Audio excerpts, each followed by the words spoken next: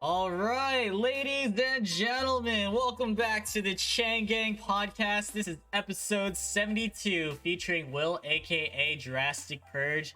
Will, welcome in. How's it going today, man? It's going well. It's going well. I'm very well prepared. I laid down in my bed and was like, I'm going on Wilson Chang's podcast, Famous Man.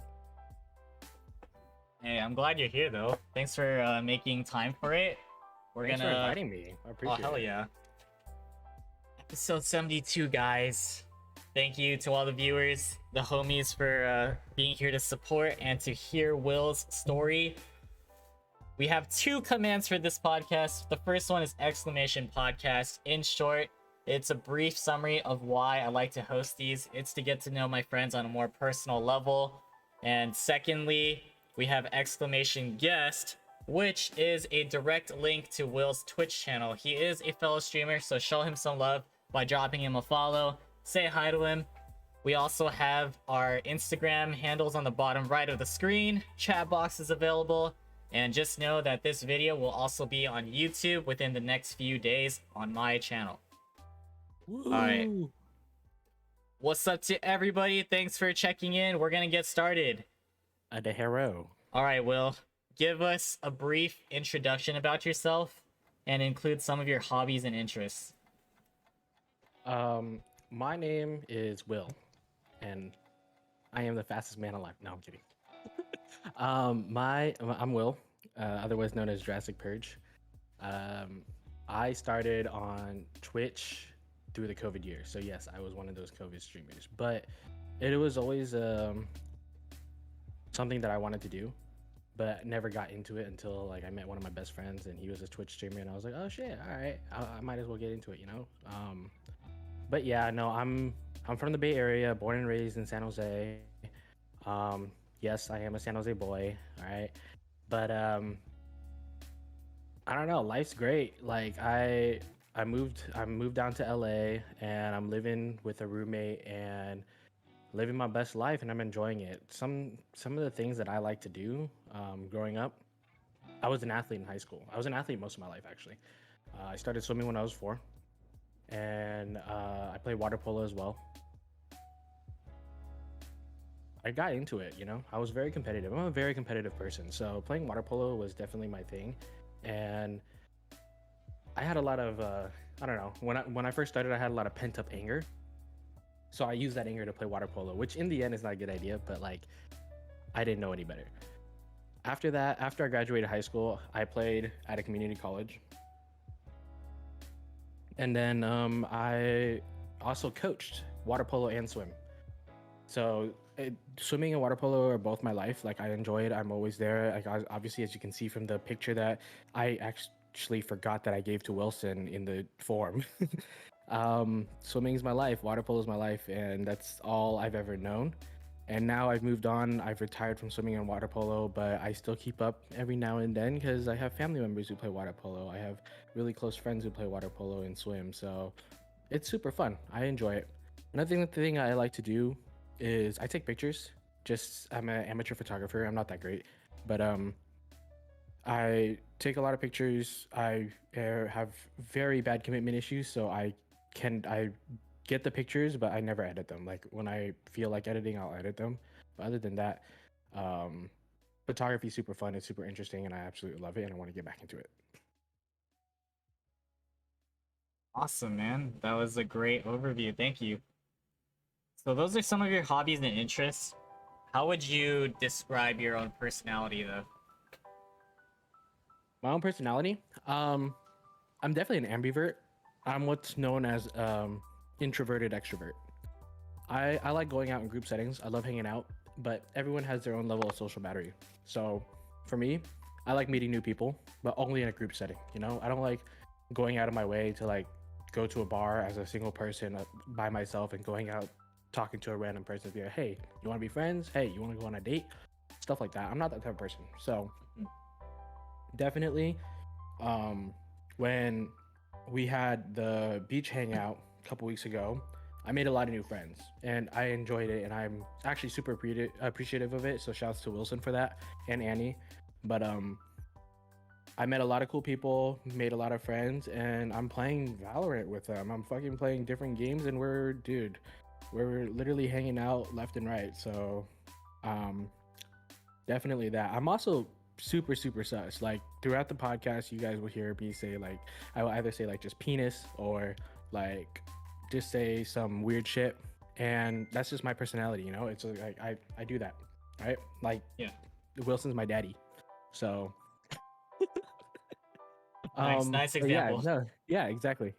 But you know what? I'm actually super jealous of Crystal right now because she got episode 69. I wanted that, and then I can't wait until episode 420. So I okay, because there is gonna be an episode 420, and hopefully I'll be back.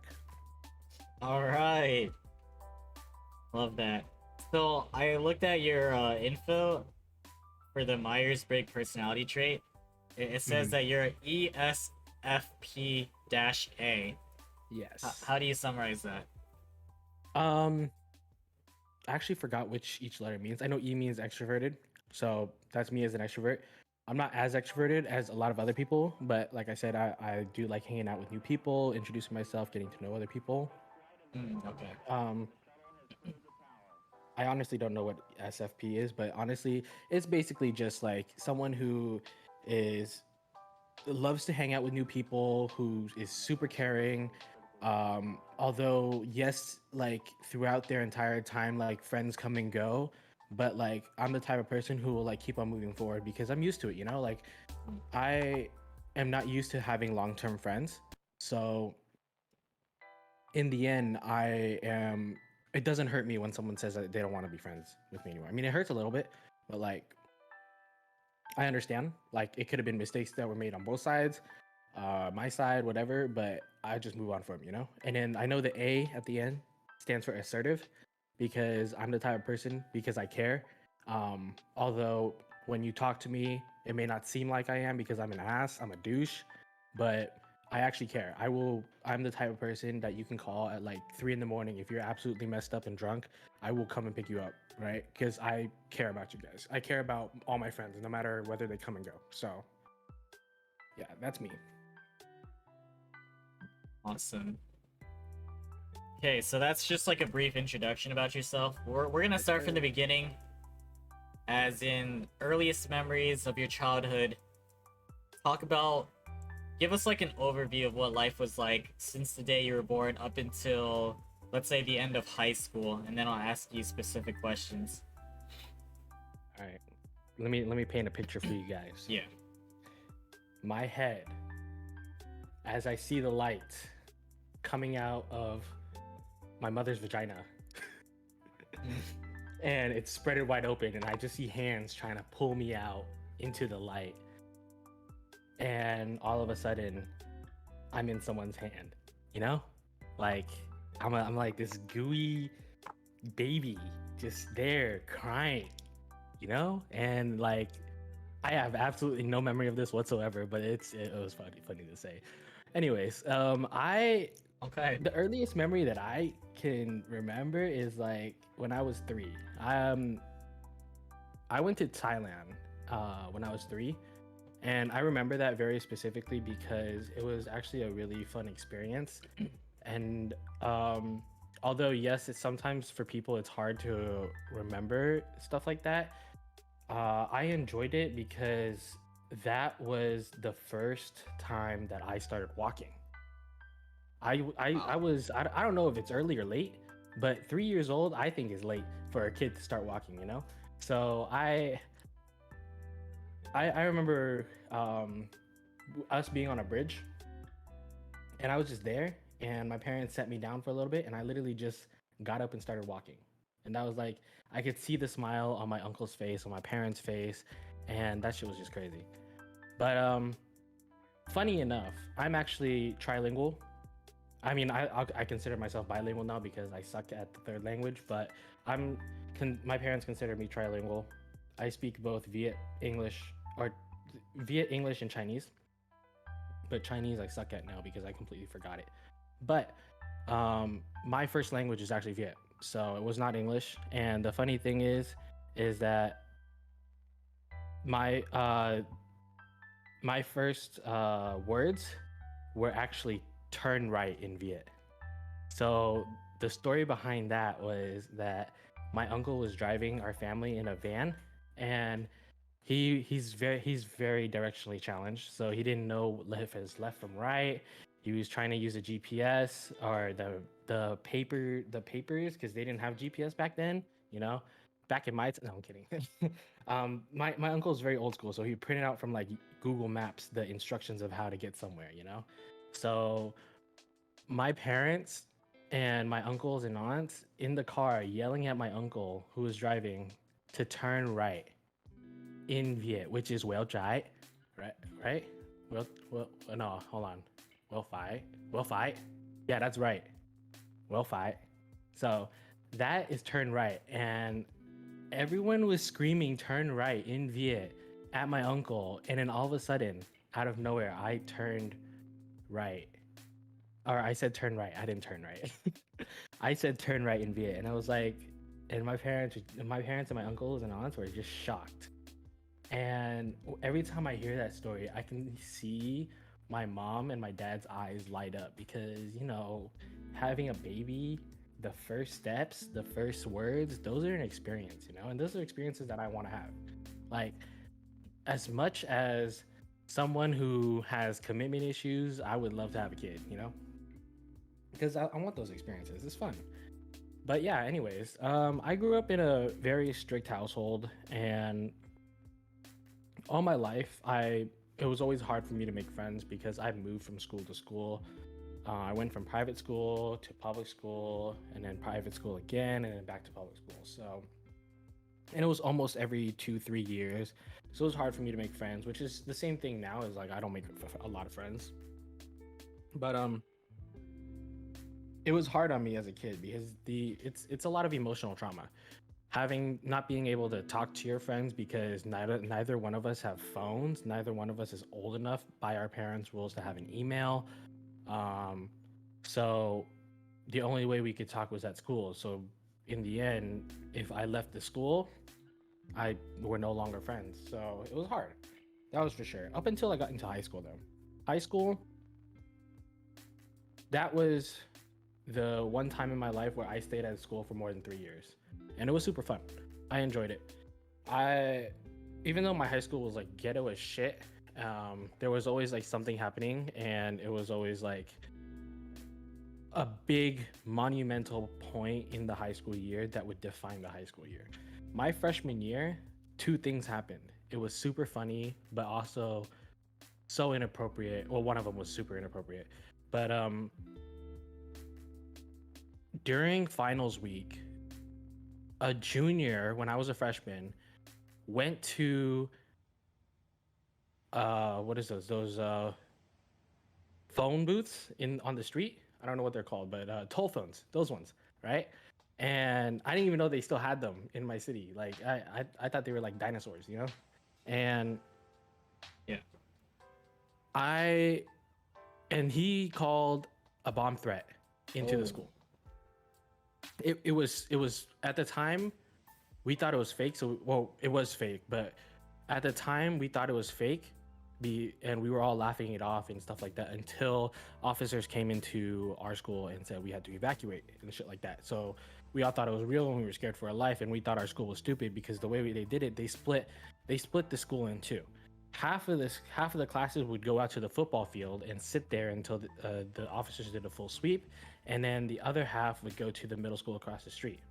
And that in that moment we all got pissed because it was like, what if it was an actual bomb and we're out in the football field, and what if the bomb's underneath the football field or somewhere around, like why not just evacuate and cancel school? Like they had this stupid rule where it's like, oh, if you're evacuated for 2 hours then you can cancel school. I was like, dude, that's ridiculous. What if we all die? You were literally putting our lives at risk as kids. So in the end it was fake. Everyone was safe. I don't know what happened to that kid, but I have words for him. Anyways, that was definitely a peak moment in my freshman year. I honestly didn't know what to say. Then comes around to the end of my freshman year when prom season's happening, right? Everyone thought it was the cutest thing ever This guy did a promposal on a horse, on an actual live horse. And the reason behind that was because it was also a spirit day and it was a salad dressing day, which I thought was one of the most ridiculous spirit days ever. But the way he thought towards is, oh, ranch, like cattle ranch. So he brought a horse onto campus and then he did a promposal. And it was super cute. I enjoyed it. I enjoyed watching it. It was one of the cutest things ever. And this was me, still innocent as a motherfucker, and wholesome as fuck. Right? That was me, wholesome as fuck. I was like, oh, that's the cutest shit ever I've seen. Yeah. So then later on, the next day, we find out that the guy who was proposing got suspended because he brought a live animal onto campus. And I was all like, we were all like, what the fuck? We were trying to get this guy to, or the principal to overturn the decision to get him suspended. And the way the principal saw it was, oh, he brought it. What if the live animal wasn't like domesticated or trained or whatever? He could have, the horse could have trampled everyone on campus, creating an unsafe environment, which we all thought was BS, you know? So,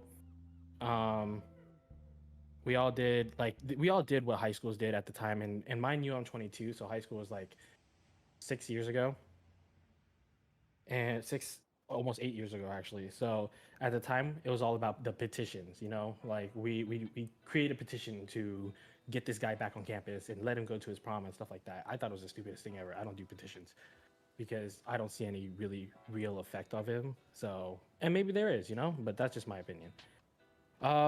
Yeah, that was my freshman year. Those were the peak moments of my freshman year. Then comes my sophomore year. I think it was like 2015, 2016 or something like that, right? And this was when it was like super, super rainy, like during the rainy season in the winter. And our school gets evacuated, and two things happen during that time. One of our buildings gets flooded to the max, like all the way to the first floor. And because apparently the drains were all clogged up. And it wasn't just that area that got clogged up. There was like a little senior area that the drain got clogged up too.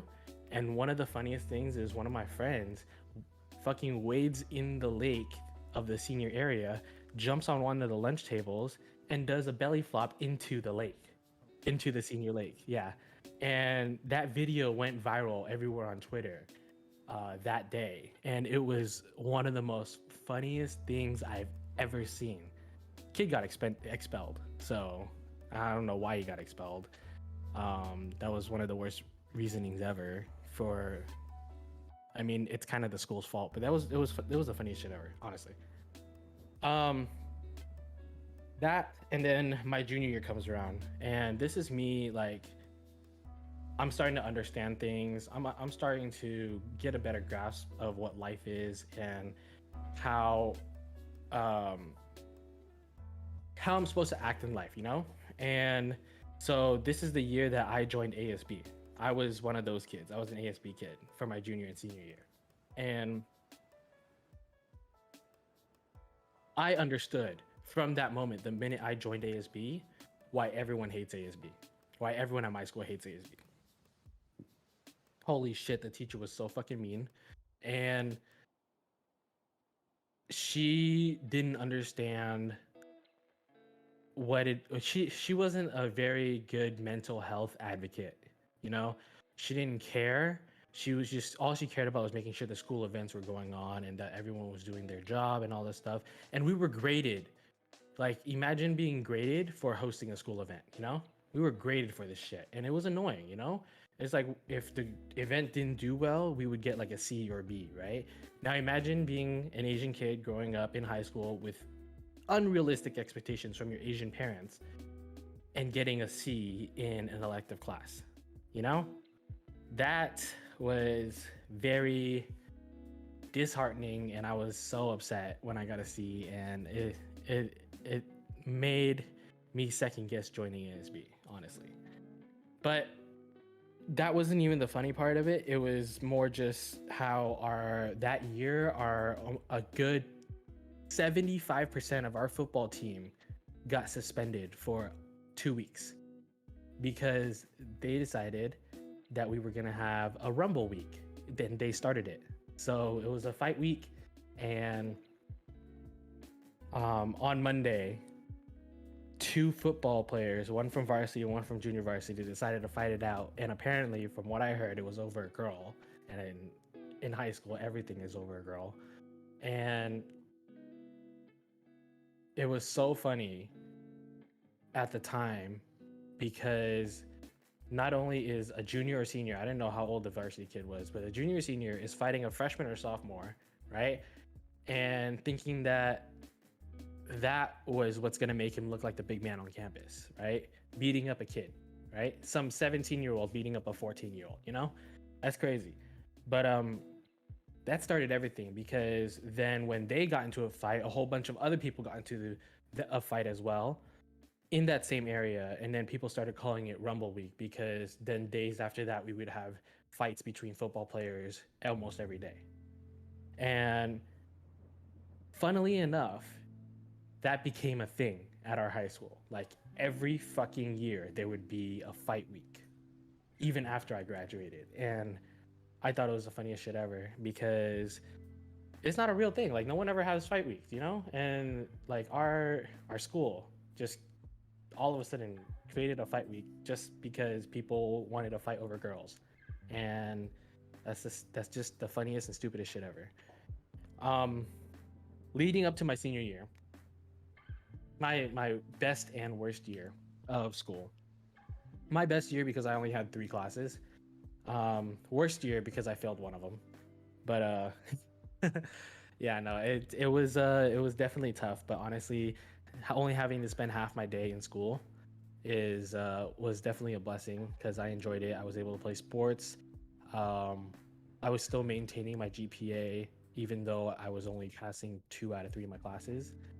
And it was definitely something that I enjoyed a lot. So damn, I'm trying to figure out, oh, my senior year. So the one peak moment, and this was real, and this is a trigger warning for anyone. This is absolutely real. This was super serious. Me looking back at it right now, I find it very funny, but if anyone is like, this is just a warning, okay? There was a freshman my senior year who was super depressed, and he was getting bullied left and right, and no one knew about it, right? No one knew anything about it, but apparently he was being bullied, and he was having a hard time at home. He was super depressed, and we were in the middle of our high school exit exam, right? And we get notification that we need to secure ourselves and lock down our rooms because we are on lockdown. And one of my friends was in the bathroom at the time, and he saw this freshman, that same freshman, in the bathroom, and he was holding a gun. He was holding a 9mm, and in that moment, he told me it was one of the most scariest things ever in his life, because he didn't know what was going to happen.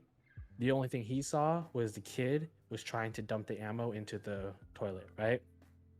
But there was a report going around everywhere that there was a gun, an active shooter on campus, and everyone was scared. We were all scared for our lives, and it was definitely something that affected a lot of us. And it affected me too, because that same day, I was supposed to be playing a water polo game. We were supposed to be leaving an hour before that, or an hour later after the gun threat was called, to go to another school to play a water polo game. So obviously we knew we were going to be late, but the craziest thing is that they had armed officers coming in on campus, walking around everywhere. They had SWAT coming in, going room to room, and people slamming on doors, making sure that there's no one here, that the door's locked, and we're all locked down. And oh my God, there were news vans out on the street of our school, parents literally driving to school to try to get their kids out. And definitely one of the scariest moments of my life in high school. And I would never, ever wish upon that experience to anyone ever. And anyone um who's dealing with the same thing that that kid dealt with, like he was getting bullied, you're suffering mental health, you know, I really strongly urge for you guys to go seek help and talk to someone. There's always someone who's willing to listen, but a gun is never an option. Like that is where I stand. Guns are never an option. But yeah, that was I know it's a little depressing, but that's my high school. Like Quite the story. that's The yeah, that's highlights the and high school story. lowlights. The highlights of each year, you know? Yeah. Wow. Thanks for giving us a very like descriptive like detail, of what you went through. Yeah. I was like envisioning it all happening. Okay, so more so specific questions. Do you have any siblings? Okay, I so do one. in regards to your sibling, talk about your relationship with your parents and your sibling from back then versus now. How has it changed? Um I don't think my relationship with my parents have ever changed at all. Um I like I said, I had a rough childhood. It's My mom walked out on my life when I was 8 and tried to get back into it when I was 14. So she was out of my life when I was for 6 years. And um it taught me to grow up, honestly. It taught me to grow up because although yes, my mom walked out of my life and yes, I have another parent, my dad dug himself into work, right? He did a lot of work. He was always up late at night. He never like hung out with us after work or anything because he was just too busy, you know? Like he's always working on the next project. And it taught me to grow up, you know? It taught me to take care of my brother. And my brother and I, although yes, we have our moments of disagreement, my brother and I are super close. We hang out, we talk all the time. We try to talk to each other as much as we can. Um and I miss him. I really do. I miss him because he's up in the Bay right now, and he's the type of person who will lean on you if you offer it up. You know, he's not the type of person who will ask for help. Just kind of like me, you know. Um, I won't ask for help, but if you offer it, then I will take it. Um, but yeah, no, the relationship between me and my parents is definitely rocky, and it still is. My mom's trying her best to like get back into my life, to be a part of my life, although there are times where I appreciate it. There are also times where I feel like I need my space, which she has not given me because she thought that after 6 years she could just jump right back into my life without question, without me, my opinion, without asking how my brother feels about it. And although I appreciate her effort, um, I don't think it'll ever be the same because I never got to experience a good amount of whatever I remember of my childhood with her, you know? I grew up immediately the minute she walked out. Like when my dad said she's not coming back, I didn't know what to do. I was shocked in the moment. Obviously, I missed my mom when I was 8, but no one was going to take care of us and I had to step up. So, I grew up really quickly, which in turn, although yes, I do say a lot of immature shit, when it comes to being serious, I will be serious, right? I will talk to you like I will treat you like an adult as long as you treat me like the same way, and that's how it is, you know? It's like a lot of people thought when I was 16, or actually when I was 18, a lot of people thought that I was like 25 or something like that because of the way I talked, because of the way I presented myself, because of the way um I interacted with other people. And although yes, I respect it that people thought I was 25, I was older, I was more mature. I didn't like the way I was, you know? I didn't like having to be the adult in this situation. I didn't like having to make the decisions between me and my brother. So it was definitely rough. But I'm definitely hopeful that that relationship will be rebuilt, but for me, I'm a person who needs his space. So I 6 years is a lot of time, and I just feel like I need a lot of space in order for the relationship to be rebuilt. Yeah. Yeah. Sorry, I missed it. What's the age gap between you and your brother? My brother is 3 years younger than me, so he's actually finishing up or starting his second year in college right now. Got it. Yeah. I know this is a touchy subject. If you're okay still talking about it, I would like to go into detail of Yeah. your childhood, right? Yeah. Most So definitely. I understand the gist of what happened. Like your Mhm. mom left when you were 8 till 14. What's the story behind that? And what can you recall that went down? Because obviously you reacted in shock and you were forced to like grow up quick. But if you could provide the details, that'd be great. Um, I don't remember much of it. I know that a lot of it was arguing between my dad and my mom because my dad Mm-hmm. was even before my mom left, my dad was still wrapped up in his work. Um, I remember obviously I was not the best kid ever. I was always a troublemaker, as much as of a troublemaker that I am right now. Um, and I w- there were times where like my parents would argue about how my dad lets me do anything I want, my mom is more strict, or the other way around. And I always remembered those arguments because those kept me up late at night, and it was definitely rough, honestly. So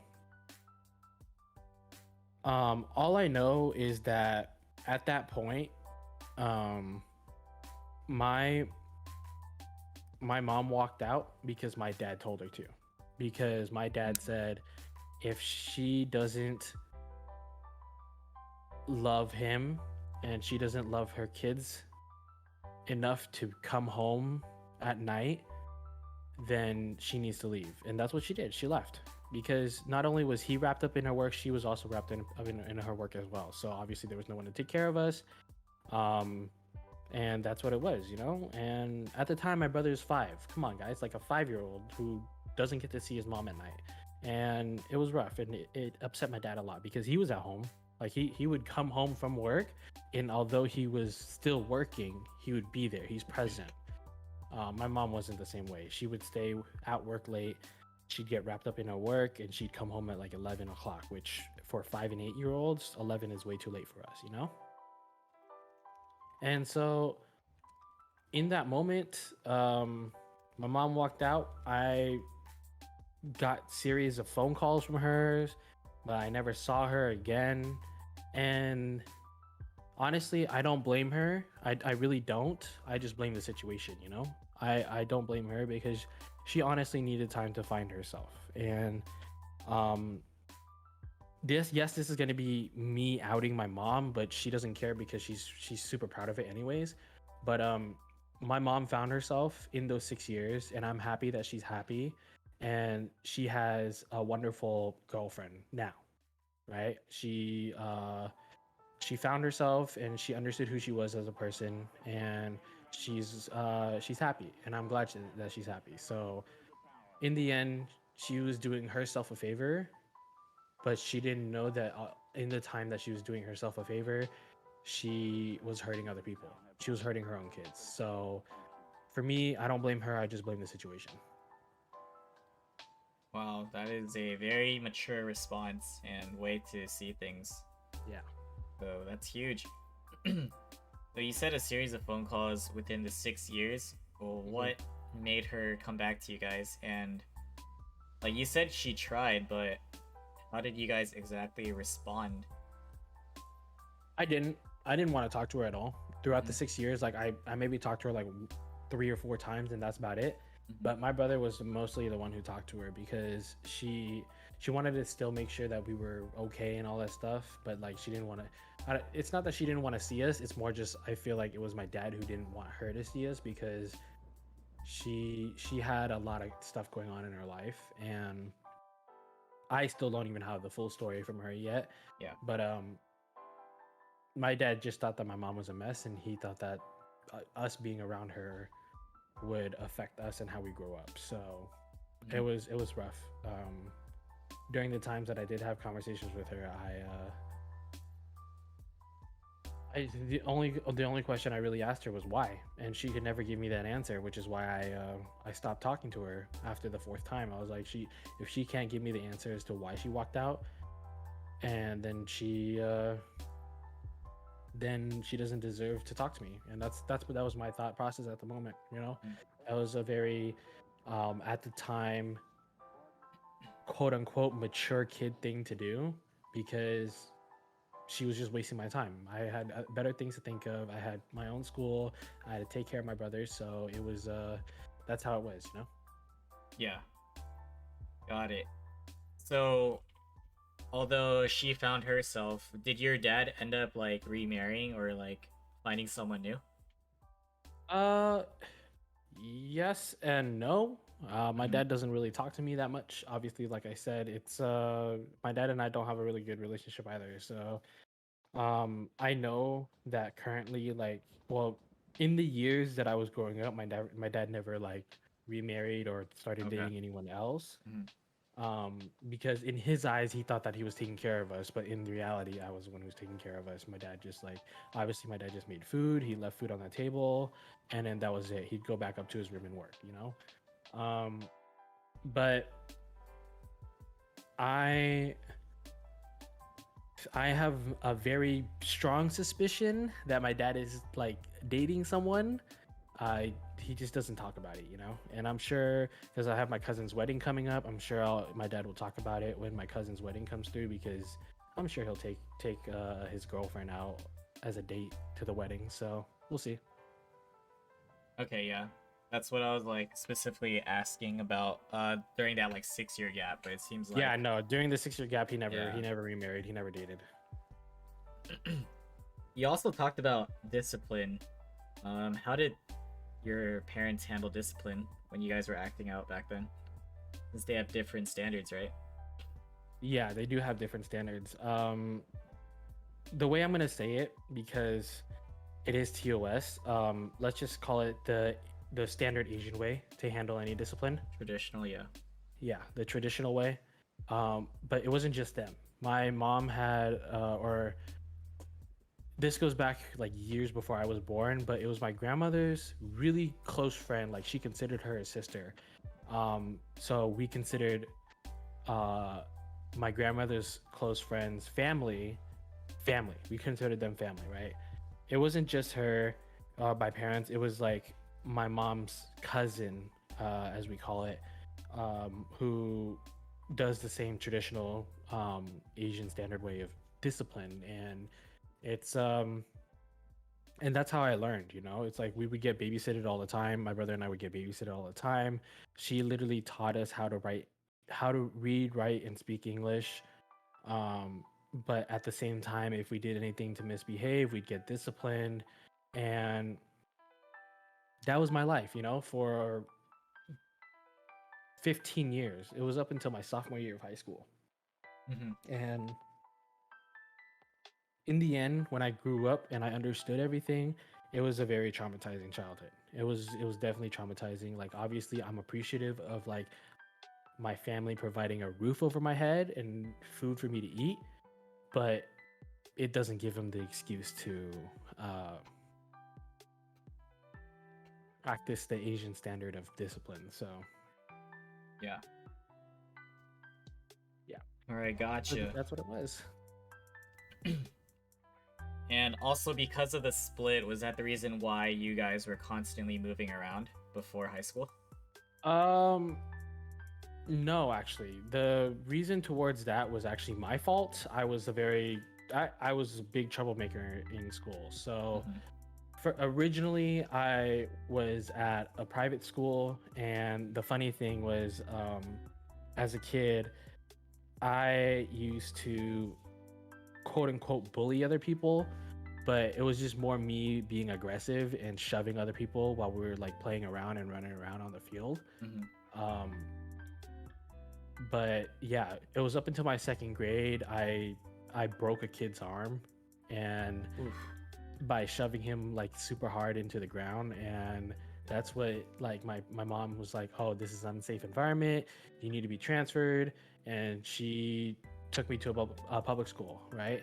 And she thought that that was the best course for me, um, because she thought that that was the how I was going to learn, you know, like going to public school is the difference at the time as a kid. The difference between public school and private school were very, very different. And I was in a new environment and I didn't understand things. The only thing I knew was I was the smartest kid in the room, right? In second grade at a private school, I was already learning multiplication and a whole bunch of advanced math. And in third grade, I was back to freaking addition and subtraction and then the basic multiplication and division. And I got comfortable.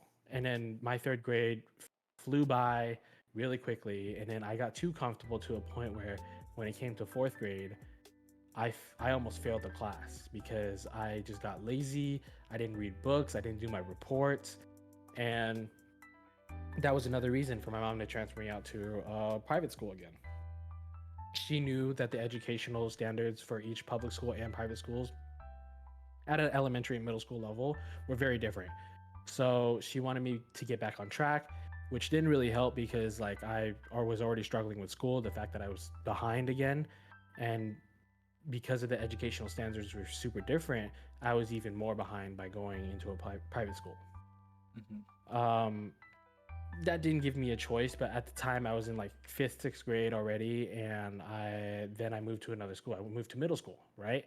That was different because it was like because the elementary school we go to, depending on where we live, is where we go in private school. Because and it's not like public school where we have to go to that assigned place, but it was like private school is like whichever one's closest we go to, right? So the friends I made, they lived in a different area where they had a second private school in a different area, and I had to go to another city, you know? So I didn't make a lot of friends, or I made a lot of friends, but I didn't get to see a lot of them. So moving on to middle school, I was the biggest, actually the second biggest troublemaker of the school. Um, I was always hanging around and getting influenced by the biggest troublemaker of the school, and we would always get detention left and right.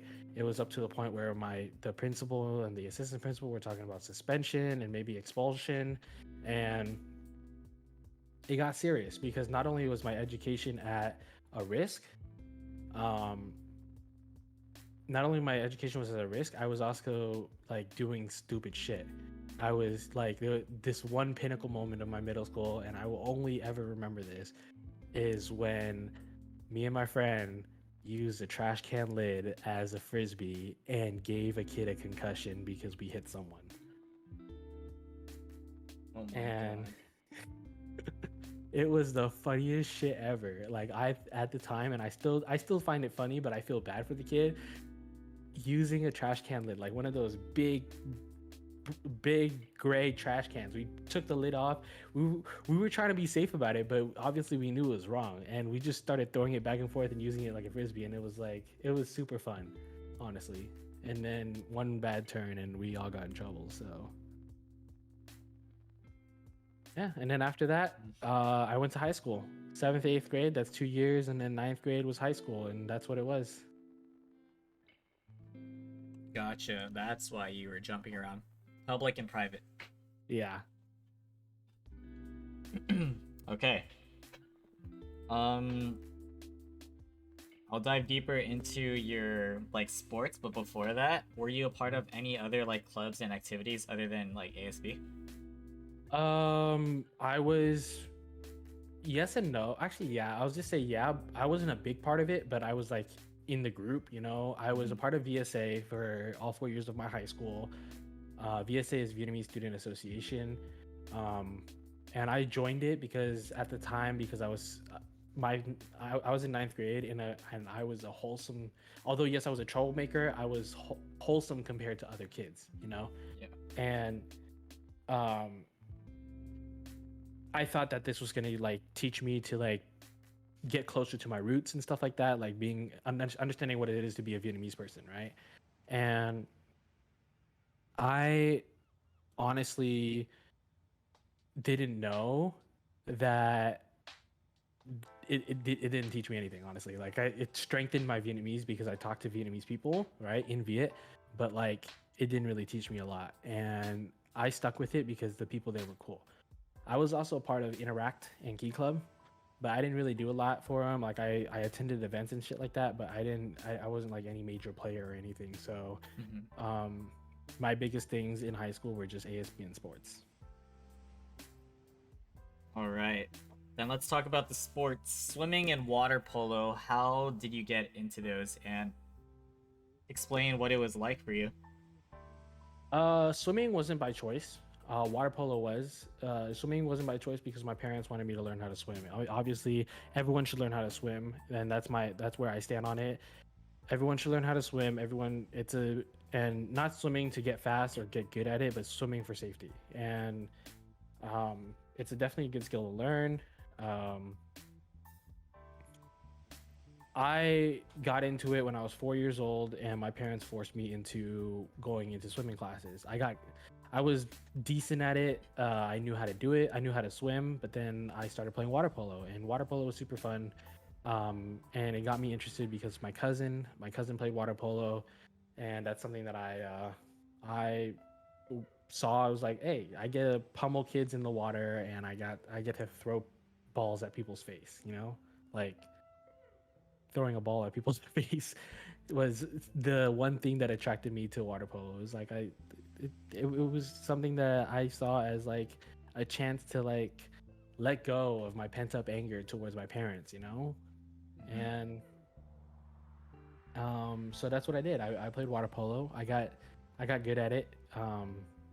Good as in the standard of like high school level good, but like um it was super fun. I enjoyed it. I was captain of my Frostsoft team my freshman year. Then I moved up to varsity into my sophomore year, and after that, like everything was smooth sailing. My water polo team when I was in high school was straight trash.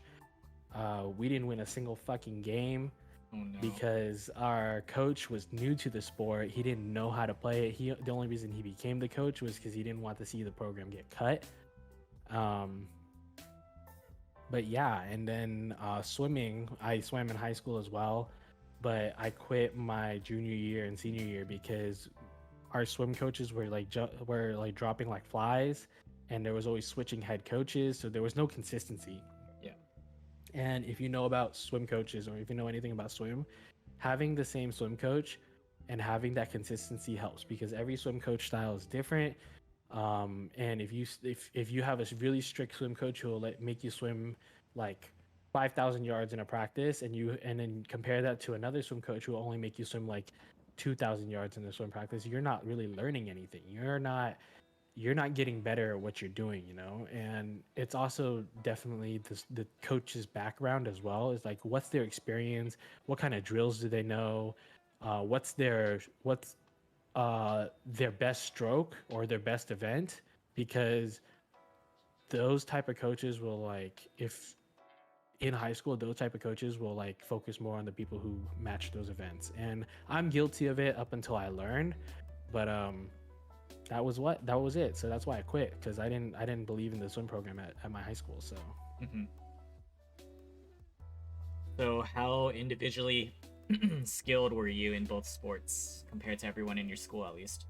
compared to everyone in my school, swimming, I was like probably like in the middle. I was Yeah. fast, but not like super super fast. um and at the time, super super fast was considered like, if anyone lives in the Bay Area knows this, like CCS level, state level, stuff like that. But at the time, there was no states. So, Mhm. but CCS level, everyone thought that people who went to CCS were super fast because they were qualifying times. I went to CCS one time, and that was it. and, um, but I definitely think that there were a lot of fast people in the swim program at my high school, and they were just screwed out of an opportunity to do better or be better because of the fact that we had switching coaches almost every year. Yeah. Water polo, um and yes, it's kind of my ego speaking, but like I was one of the best players on the team, honestly. um I um I was definitely a leader. I was teaching these kids how to play water polo, how to swim for water polo, because swimming for water polo is different than swimming for water polo was different from swimming for swim. So I definitely was one of the biggest influences in our team because of the fact that I was one of the few people who knew how to play. When it came to a water polo team, people joined because they wanted to learn how to play the sport, not because they already knew how to play the sport. Whereas I joined because I knew how to play the sport. Um, but obviously, looking back at it right now, being an experienced water polo player, playing for my community college, my game style when I was in high school was complete trash. Like I honestly didn't believe that I was actually the best, one of the best people, one of the best players in high school. But I was because of the fact that no one knew how to play the sport. But if I look back at it now, I was a terrible player. All right. What a way to humble yourself real quick. Yeah, yeah, no. Okay. And finishing that off, like the sports topic, what was your favorite memory in sports? My favorite memory was if anyone knows anything about water polo, it's kind of the way you get excluded is kind of the same way you get excluded in hockey. You get into a penalty box and you sit there for a certain amount of time. For water polo, it's 20 seconds. My favorite memory, and in water polo we call that majoring or majoring out, and the I majored out almost every game of my senior year. Almost every game. That's my favorite memory because my coach would get pissed at me every time I major out because I get major out literally within the last 5 minutes of the fourth quarter. And um, I was one of the reasons why we didn't win our first game because we were pretty close against another school. All three games we played against them, but because I kept on majoring out, um, because I kept on getting majored, I we couldn't win. Yeah, disadvantage. So that was your Disadvantage, yeah. favorite memory. My favorite memory was pissing off my coach when I majored out almost every game. Yeah, Okay. because I mean that's who I am. You know, I like making weird jokes and pissing people off. Mhm. All right, other topic. You talked about being so-called a bully. Have you ever encountered any form of bullying, like towards you at least? Towards me, yes, I was bullied in high school. I didn't know. Um, I was not a public school kid. I didn't consider myself a public school kid, even though yes, I went to public school in elementary because I didn't understand what it's like to be in public school. I didn't have any friends my freshman year coming into high school because I didn't know anyone. I didn't have friends, and everyone seemed to be friends already. And I never understood that until I realized these kids grew up together in middle school and elementary school, Mhm. and they were already friends, right? Um, at the time, I didn't know what gangs were. I knew that, or I knew what gangs were. I just didn't know like the names of these gangs and stuff like that. I didn't know anything about that. And one time in my foods class, when we were making food, some guys come up to me and was like, "Are you a Blood or are you a Crip?" And I'm like, "What? I don't know what you're talking about." It was like, and they kept on asking me the same thing. So you Blood or you Crip? And I was like, uh neither. And they took it as a joke and then started saying shit every time I fucking wore red or blue to school because they thought that, oh, it's like you got to pick one, you can't just be switching up left and right and stuff like that. And I'm just like, I'm just wearing this is just me wearing normal clothes to Uh, school. And I don't know, everyone thought that I was gang affiliated or something, and I'm just like, dude, I'm not gang affiliated. And then that's when I started learning, you know. yeah.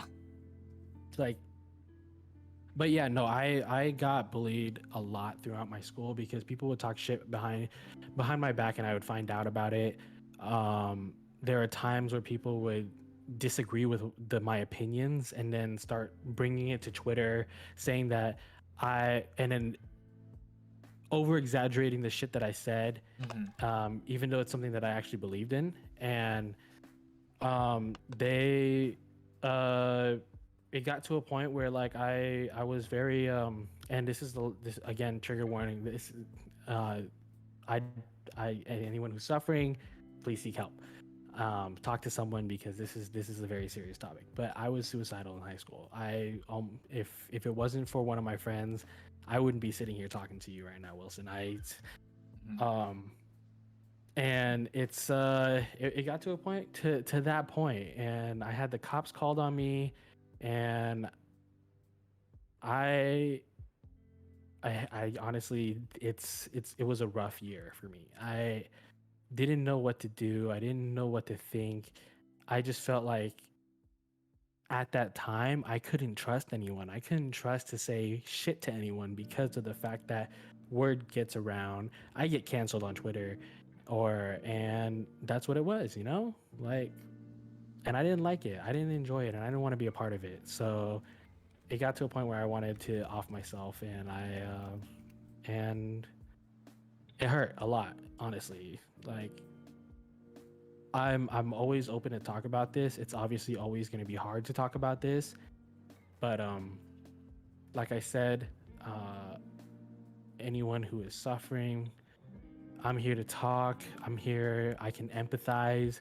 Obviously, every situation is different, but in the end, I just want everyone to know that I will be your support if you need me to, because I've grown, I've learned, and I understand, and I'm willing to listen and just be there, Love that from you. What year was this for you? This was my junior year. This was my junior year. Yeah. So I was 16 at the time, and then this was when I wanted to learn how to drive. Like, I had friends who taught me how to drive. I knew how to drive since I was 16, but I never got my license until I was 18. And it got to a point where it's like I use driving as a way to cope, like a lot of people do. Like, I like going at fast speeds. I still do. And that's what helped me, just the wind brushing past my face as I roll down the window, clear air, and it just clears my mind. It gives me a sense of peace, Yeah. Other than bullying, have you ever got into any fights, physical altercations? Yes, I have. I don't want to talk about it because it was a very stupid fight, so we can move on from that. Okay. Maybe another time, maybe in private. Yeah. How about any severe or major injuries throughout your life? I dislocated my shoulder playing water polo my senior year.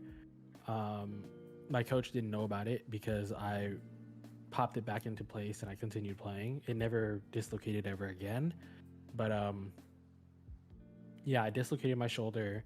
I ended up being on a sling for maybe a week, and then I pushed through it for the next game. I broke my foot wrestling. I used to wrestle in high school. That's something that I didn't mention. But I broke my foot wrestling, and for me, because I was an athlete, and I knew when to call it quits. Like, I told my coach at the time, I was like, I can't do this anymore. My foot's like swollen, and I'm pretty sure it's broken. And my coach continued to push me and force me to wrestle out the next match, because he knew that I would place into the semifinals. But the thing is, at the time, I think the match was like 8-6, and it was like the last 30 seconds of the last round, and I ended up I ended up giving up and letting the guy pin me because my foot was in so much pain. If I had moved on, I would not be able to continue wrestling. So I was winning up until the point where I just gave up, Yeah. So with everything you've done in high school, what was your high school stereotype? What were you known as? The jock, the dumb jock. Jock. I was I hung out with football players all the time. And on top of that, my fellow water polo teammates, but I was considered a dumb jock because although yes, I played sports, I fit into that stereotype because my grades were always suffering. I never really understood what it meant to be in school, and I always thought that the teachers were against me when it came to grading my stuff because You know, not a lot of teachers like sports, so Yeah. yeah, I would have fit into a dumb jock stereotype. All right. And did you end up going to either of the following, your homecoming or prom? Yes, I went. I did not go to any of my homecomings actually. I thought it was the stupidest shit ever. I wasn't really a dance type of person. And the one time I did go to a dance, it didn't feel like a party because I've been to a party and parties are so much better. Mhm. But I did go to prom because I was asked to prom. Um, What year? my senior Oh, year, okay. this is all my senior year, yeah. So I did go on my junior year because I asked someone to prom. But my senior year is when I went to the most proms I've ever been to because I only went to one in my junior year. But I went to 3 proms my senior year because I made friends after playing water polo. I made friends from different schools, and they all needed a prom day, and I was a really good friend to them, and they asked me to go to prom with them, and I was like, sure, why not? So I went to the Galleria in SF. Um, it was super nice, 2 floors, very very fancy. Um, I also went to a prom on a yacht in SF. That was super fun as well. We did a pull up challenge. My friend and I did a pull up challenge on the roof of the yacht. That was pretty fucking cool. And then the Tech Museum, my senior year. I went to the Tech Museum my junior year as well, but I also went to the Tech Museum my senior year as well. Nice. Plenty of prom experiences. Yeah. Sounds like you had a good time overall. I did. That was the peak of my, or that was the start of my party career. You know, like Yeah. going to parties and stuff like that. Because just being around people that I enjoy being around and hanging out and vibing out. You know. Okay. So now give us an overview of what went down right after high school up until today, but skip out on all the Twitch parts because I'll talk about that later. Yeah. Okay. Cool. We're gonna skip 3 months past my after I graduated because I don't want to talk about that. But we're gonna move forward to like going into college, Yeah. my community college. Obviously, I played sports for my community college. At the time, I didn't want to, but my cousin convinced me to, due to the fact that the school needed a player for the team. They needed people to play, so I was convinced to. And at the time, after I graduated, a month after I graduated, I had bad news. My grandmother had passed away, and it got to a point where, like, when I was asked to join the water polo team, I said no because I didn't want to. You know, I didn't have my time to grieve, and water polo was one of those things that pushed away my feelings. You know, I didn't have any feelings when it came to water polo. I didn't. So when I was convinced to play, I didn't really think about my grandmother. I pushed away all those feelings. I didn't get to grieve because it was so soon. And that's what it was. You know, I played water polo, I swam for the community college team. But again, even in college, I fell under the dumb jock clique because my grades were struggling. The minute that water polo was over and in between seasons, that gave me a chance to grieve, which made my education suffer because I was too depressed to do any schoolwork. I didn't want to go to classes. I would tell my parents that I drove to school, or I would drive to school and tell my parents that I went to classes, but I'd sit in the parking lot and just sit there and just think, maybe sleep, you know. My grandmother was I was very close to my grandmother, so it was definitely a rough time for me at the time. But yeah, so I went to community college. I was only supposed to go for 2 years, but COVID happened, so I stayed for a third year up until I transferred to CSULA, which is where I'm at right now. And I moved down to LA, and that was what it was. And I have wonderful roommates, people who I care about, a few of my best friends, and I hung out with them. They went to they go to CSULA as well, and then I get a phone call. I get a phone call because at the same time I was coach. Not only was I playing for the community college, I was coaching high schools as well. I get a phone call, and they tell me that they absolutely need a coach to work for them this upcoming fall or this past spring. Mm-hmm. So this was earlier in the year, this year.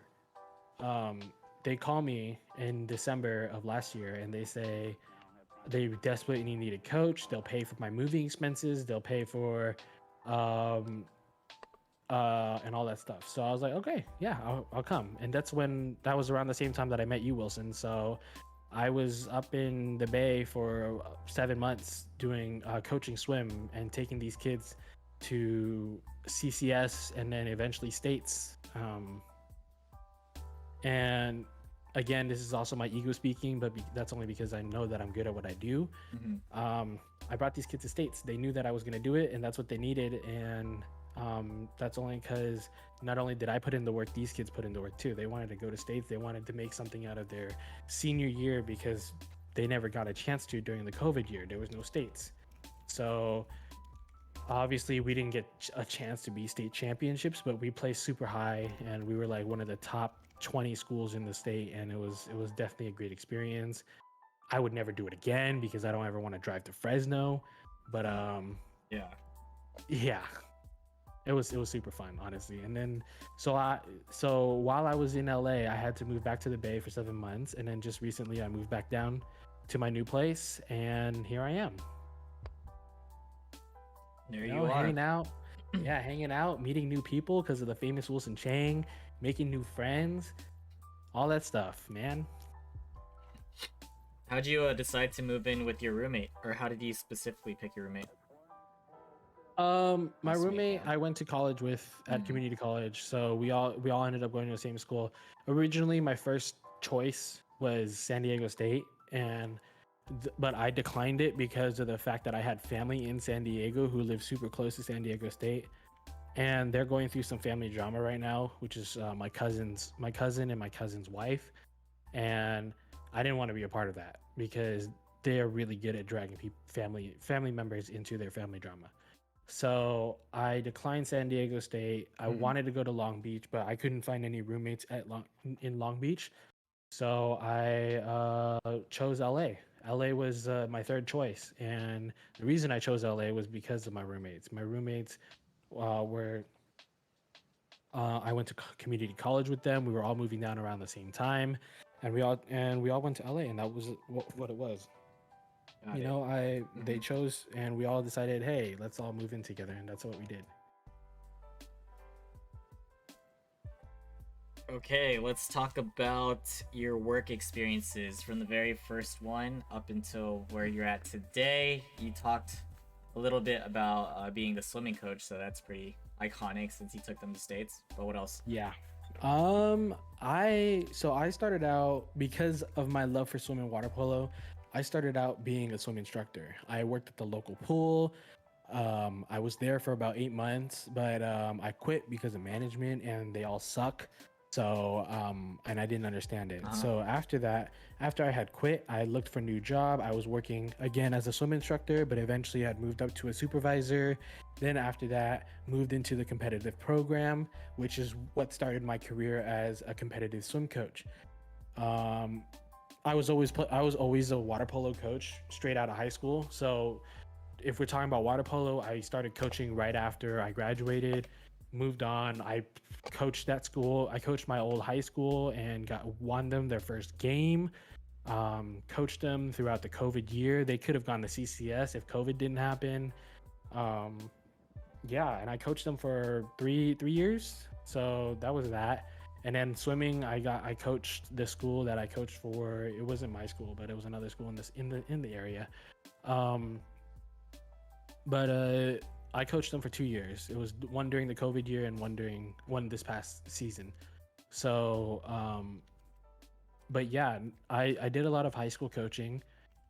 I worked for swim school. Like I said, I started out as a swim instructor, became a supervisor, then ended up being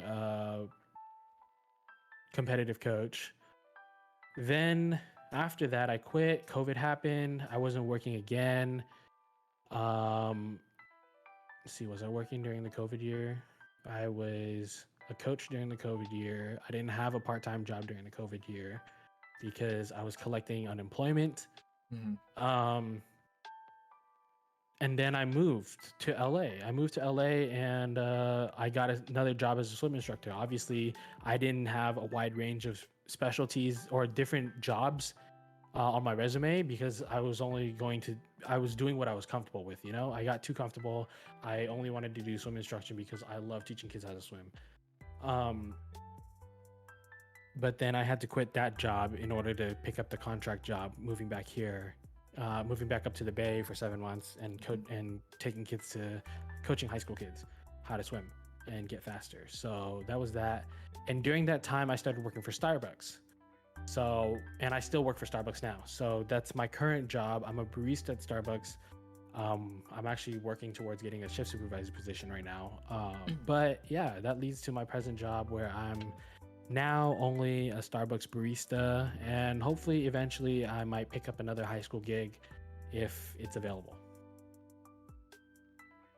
So working at the Starbucks life, what do you have to say about it? The pros and cons, and any stories about dealing with difficult people? Yeah, my first one is oh my god, Starbucks? What? Pumpkin spice latte? What?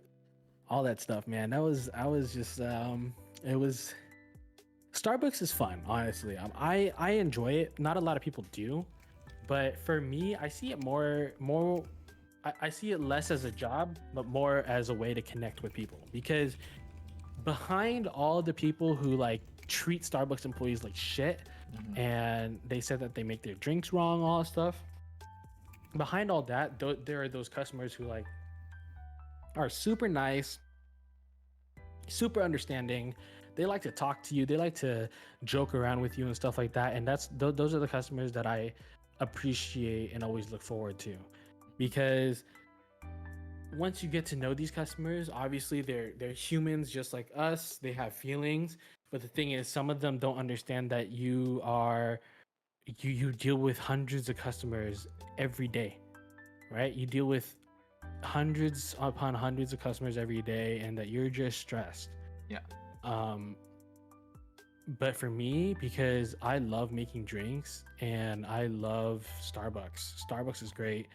Their benefits package is super great. If you guys ever want to work for Starbucks, make sure you put my name.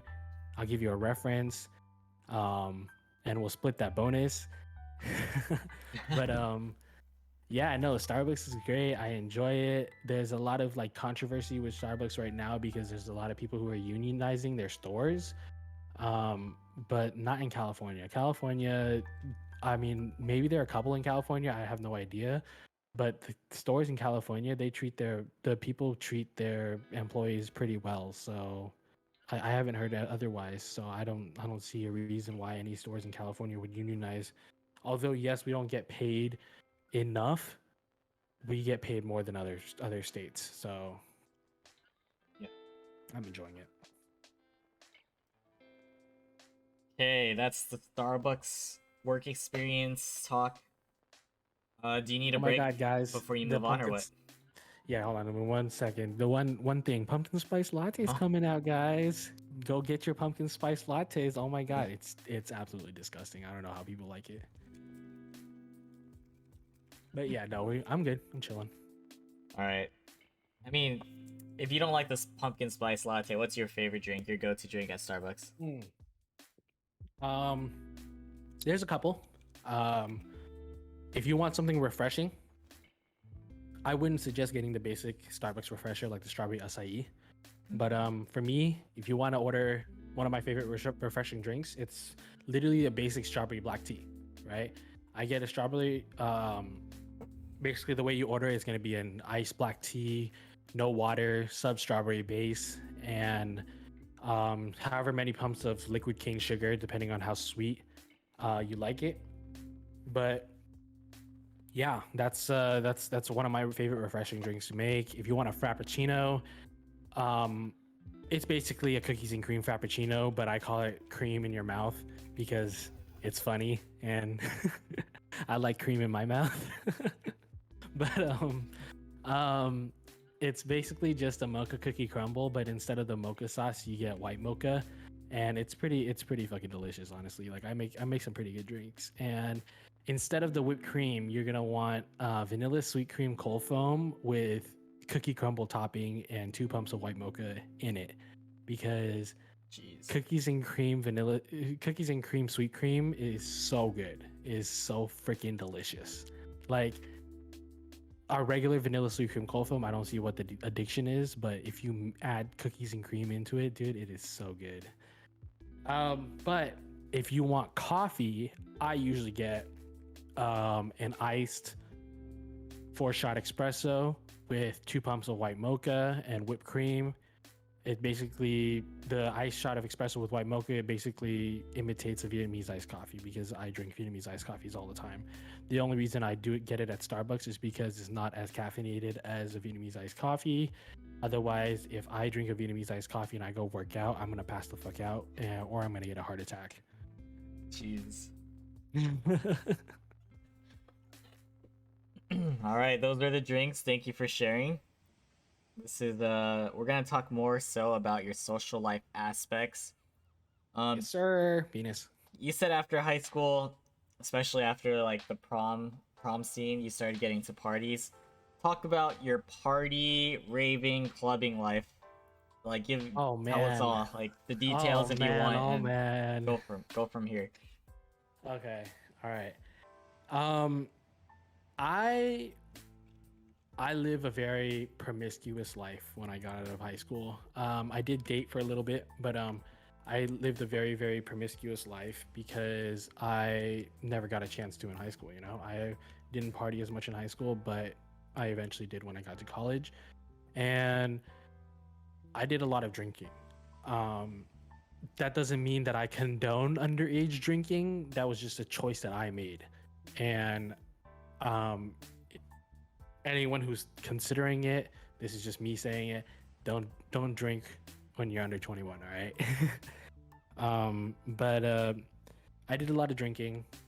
I got super messed up a lot of the times, and like I said, I lived a very promiscuous life. Some people would call me a whore, and and it that's what it was, you know. Like I would flirt with people. I would flirt with girls left and right. Sometimes I'd go home with them, and it was just it was definitely something that I stand by still to this day. Everyone deserves a little. Everyone deserves to let loose, you know, a little bit. You know, it's you're young, you got to live out your 20s, you got to live out your young life, and then after that, then you can move on and get serious, get into a relationship, whatever, right? That's just how I feel. But that partying life continued a lot throughout my community college. I did a lot more when I moved to LA. There was this one weekend where we were partying with coworkers, and we literally had a 2-day banger back to back, weekend after weekend. And it was actually it got to a point where I was like, I got sick of alcohol. I got messed up both days. I passed out. I cried. Oh jeez. And it wasn't, I at the time, it was when I found out that I was coming back to the Bay, and I was really close with my coworkers, and we were becoming really good friends. And I cried because I was gonna miss them. And in the end, but at the time, I didn't know that I was gonna miss them. So it was just more just like I cried just to cry. And I'm the type of person that I will drink. Yes, I will yak, but like the minute I yak and I get out of the restroom, I wash my face, rinse my mouth, I'm good to go, and I'll continue drinking, you know? Like nothing can stop me from drinking unless I have like liver issues. So that's what it is. And I enjoyed it because outside of water polo, because I was already retired at the time, this was the best way for me to cope with my past life, my past trauma, you know. Like I didn't have to think about it. It wasn't something that I can sit that I can sit down with people and like talk about it, you know, because drinking just helped me be more like myself, you know, like Mhm. be super extroverted, super flirty, all that stuff, and just enjoying life. So that's what it was. And it got to a point where like which is a super funny story, but at the same time, use protection, people. But I partied at a club and I got super, super, super. This was the most I've ever been messed up. I got super, super messed up, and I woke up in a girl's bed, and I had work the day after or the morning after, and one of the things that I was scared of was the fact that I didn't see any protection, and I thought that like, hey, I was gonna get this girl pregnant. I thought I was gonna have a kid, and I was super messed up and super hungover the day after, and that's what it was, you know. And it got me scared because I'm a big preacher of protection, guys. Like, obviously, how whatever contraceptives you guys use, like, it's as long as you guys stay protected and make sure that like nothing unplanned goes by. But the thing is, for me, if I were to have a kid right now, I'd be ready for it, you know. I would be ready, whether. But the thing is, for me, I would let, because it is the girl's body, I would let her choose. Because like, for me, if she chooses to keep the baby, I'm ready to be a father, you know. I'm ready to support wherever I can. But if she chooses not to keep the baby, then that puts a lot less stress on me as a person. Like, I don't have a kid that I have to take care of. Then I don't have to be I don't have a financial burden that I have to deal with and stuff like that. So that's why it's like, you know, this is a very like, I'm just gonna cut it short here. It's like it's a very controversial topic, but that's what it is, you know. Mhm. So that's why it's like, hey, you know, that's when I stopped drinking. Like, I stopped drinking for like a good 3-4 months because I was like, you know what, I got super messed up and I'm not trying to do that again. And then I started hanging out with. I met Wilson. I met you, Wilson, and then I started hanging out with a whole bunch of people, and I got into drinking again, and that's what it was. You know, I'm a drinker. I'm an alcoholic. So, and I'm not one of those alcoholics that is like shameful to be an alcoholic. I am a proud alcoholic because I love my alcohol. We drink every day and every night until our livers die. So, YOLO, you only live once. Yeah, just to clarify, I'm not the reason why you started Oh, drinking no, no, no, again. no, no. Yeah, yeah, Wilson, yeah. Wilson, Wilson was not the reason why I started drinking again. It was just because I wanted to. So it was by my own volition and by my own choice. You know? Yeah, just gotta clear that part up. Yeah, Anyways, yeah, wild party life, crazy story you told us. yeah. Hey, how about your raving experience? How's that been? Oh, I'm not much of a raver. You know, I wouldn't consider myself a raver because the reason Yeah. being is because I didn't start raving. Um, Countdown was actually my first rave this past year. Um, I always enjoyed EDM, but I never understood how people had the money for it, you know, like, because I never had the money for Yeah. it. I couldn't afford shit like that, but my friends wanted me to go to Countdown. So I was like, sure, I'll go to Countdown, you know? And so that was my first rave, and I enjoyed it. I was DD, sorry, excuse me. You're good. I was DD, so obviously I couldn't do anything there, but I was enjoying the music because obviously being a part of the EDM community, the rave community, and enjoying EDM while you're sober, dude, that's super fun. Honestly, like enjoying the music. Like, if you can't enjoy the music, um, while you are sober, you shouldn't be enjoying the music while you're either you're messed up, right? And then my second rave was EDC actually. I went to EDC with Wilson and a whole bunch of other people and a whole bunch of other streamers, and it was super fun. I enjoyed it. I it was definitely an experience that I want to experience again. The life was fun. Everyone was chill. We was meeting new people, hanging out, big Vegas meetup, all that stuff. Shouts to Wilson, and and I definitely want to go again. And I've already bought my EDC 2023 tickets. So if you haven't yet and you want to hang out with the famous Wilson, you go buy your EDC ticket because everyone at EDC is a life of a party, except the people who steal phones. Fuck you guys. um, but Yeah. Amen. yeah, no. So it's super fun. That's what I mean. Countdown was what got me into raving. And but the thing is, I don't go to raves every weekend. Like I will listen to EDM in my car. Mhm. I'm a house and hardstyle person, so definitely if you hang out with me, I'll be listening to those.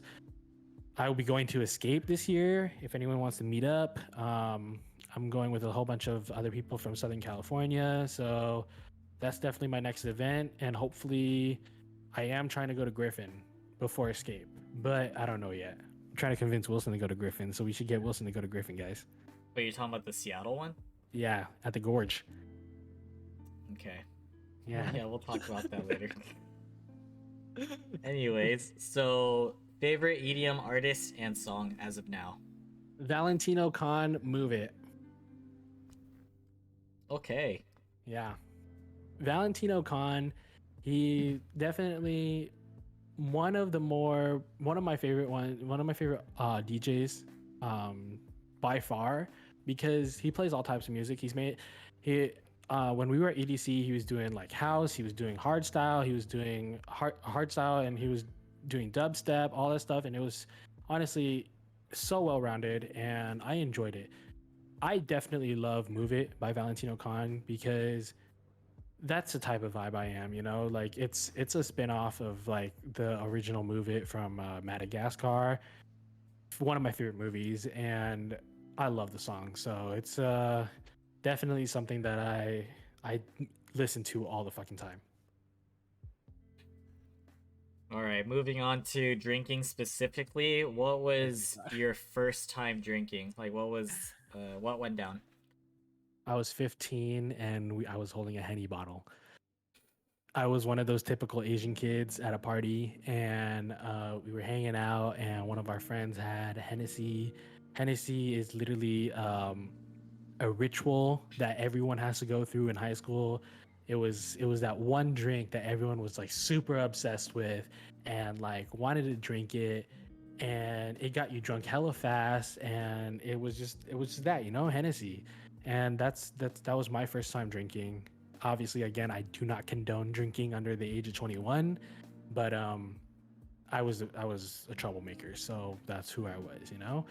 But if anything, I'm more of a for me, I'm more of a tequila person now. Like I love tequila. Tequila's my poison. If we're going just straight liquor, if we're talking about a cocktail, I go for a Tokyo tea or an AMF, but I like the Tokyo tea better. Tokyo tea just basically, I think if I remember correctly, a shot of tequila, a shot of rum, a shot of vodka, a shot of gin, Midori, and sweet and sour, and it is so good. It's basically like a fucking Jeez. spiked Mountain Dew. All right, what type of drunk are you? I'm a flirt drunk because I'm just naturally flirty. So like I will, if I get drunk, I will like give people hugs left and right. Um, I will hang out. If I'm like relaxing on a couch, I'll have my arm over a person's shoulder, and I will just be there to vibe. You know, like that is the type of drunk I am. Like I have different levels, but like for me, I start out when I'm buzzed, I like vibe. I like just sit there, I stay quiet, I vibe, I listen, I laugh to jokes, whatever, right? Yeah. But when I get super drunk, I'm a flirt drunk. I'll be like, "Hey, what's up, baby girl? What's up? What's up, Daddy Wilson? What's going on with you?" and stuff like that. And I find it very funny. But one thing about me is don't take it seriously because I'm not actually flirting with you. That's just me being drunk. Um, and then it gets to a point where it's like when I'm super messed up, I will cry. Like I will find anything to cry about. Right? That one time I was telling you I cried at a friend's party for the Yeah. 2-day banger. I cried because at this time, my reasoning because I cried was because they were playing that one Taylor Swift song.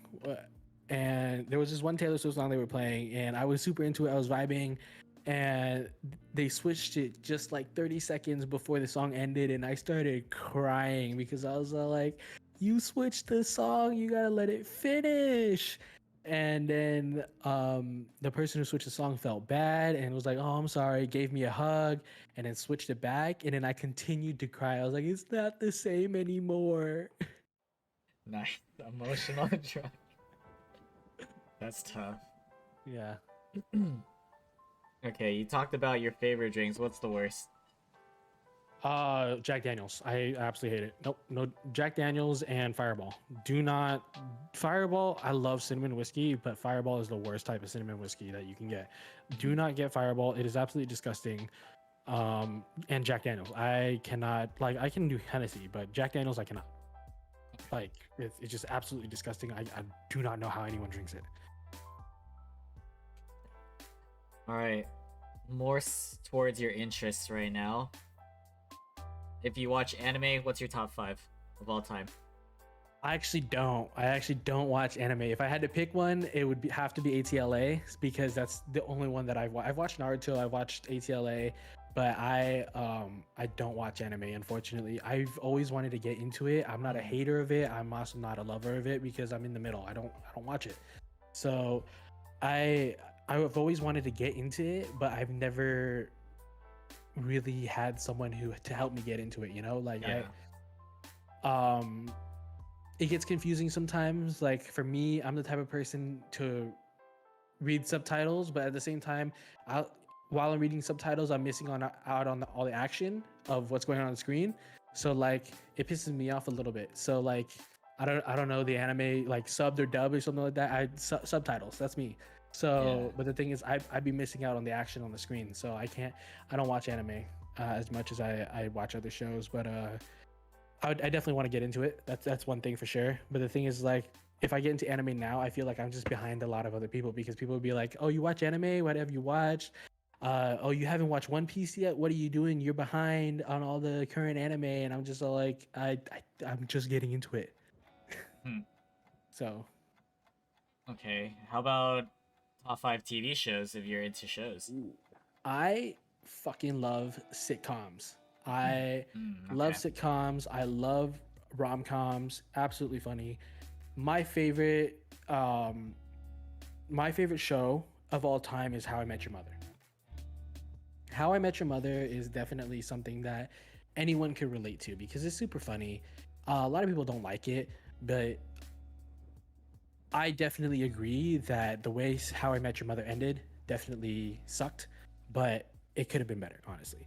I like How I Met Your Mother. I like Friends. I'm currently rewatching Grey's Anatomy for the fourth time. Oh, All 18 shoot. seasons. Yeah, there's 18 seasons. I'm watching all 18 seasons and it's fucking crazy. Wait, it ended? I don't know if it ended. I'm not sure if Okay, that's the okay, last okay. season, but 18 seasons so far. Ish. Um, Grey's Anatomy is me. I love it.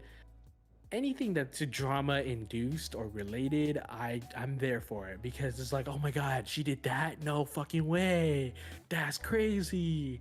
And that's who I am, you know? It's like I just love and that's why for me it's like anyone who talks to me about something, like I will be super excited because it's drama related and I'm just like, damn, that's crazy.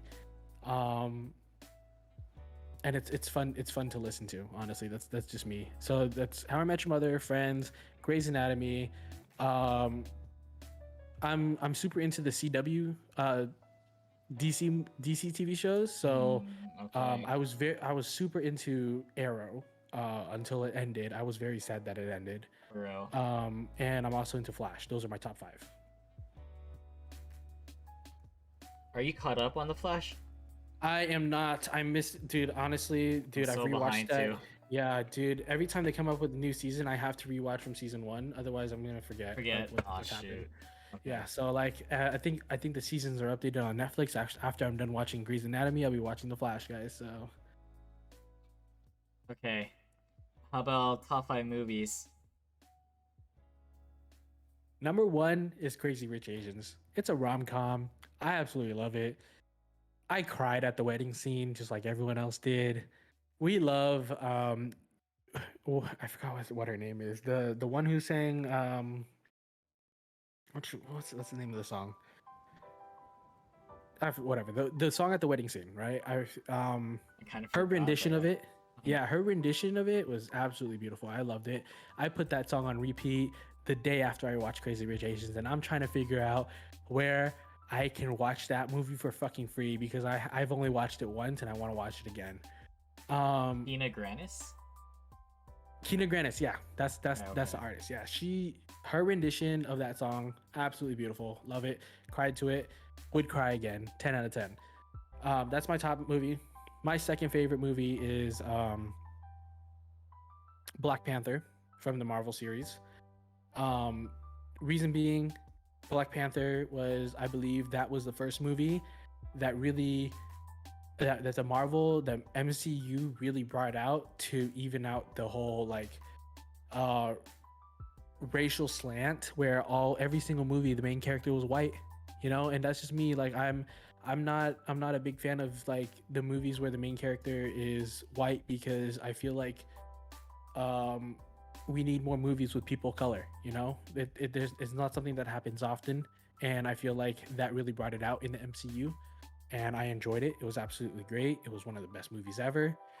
um my third favorite is going to be Avatar, not the live action one, the blue people one.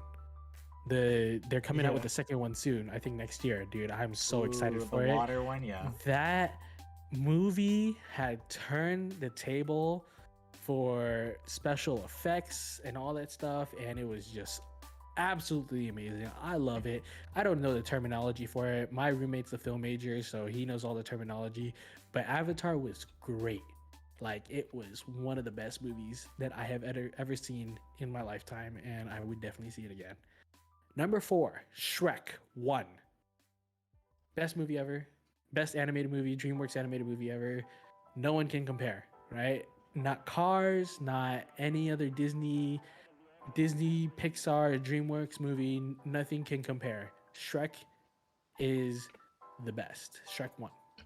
No one can say anything different. Sheesh. Number 5 would definitely be oh shit. There's a lot of choices for number 5. Let's see here. I think number 5 would definitely have to be I want to say it would probably be one of the Avengers. I think Endgame would be number 5. That movie was great. It was also very sad. I cried when Tony Stark died. Very depressing. And I continued crying after the movie was done. I was like, damn, that was crazy. Tony Stark died. And now I'm seeing a whole bunch of memes on fucking TikTok with that little filter on the funeral scene where they're like the eyes are rolling and the tongue is going. I'm just like, dude, that's fucking hilarious. I absolutely love that. But like, yeah, I know. Avengers, the MCU, definitely that those movies can always be on my top 5 list.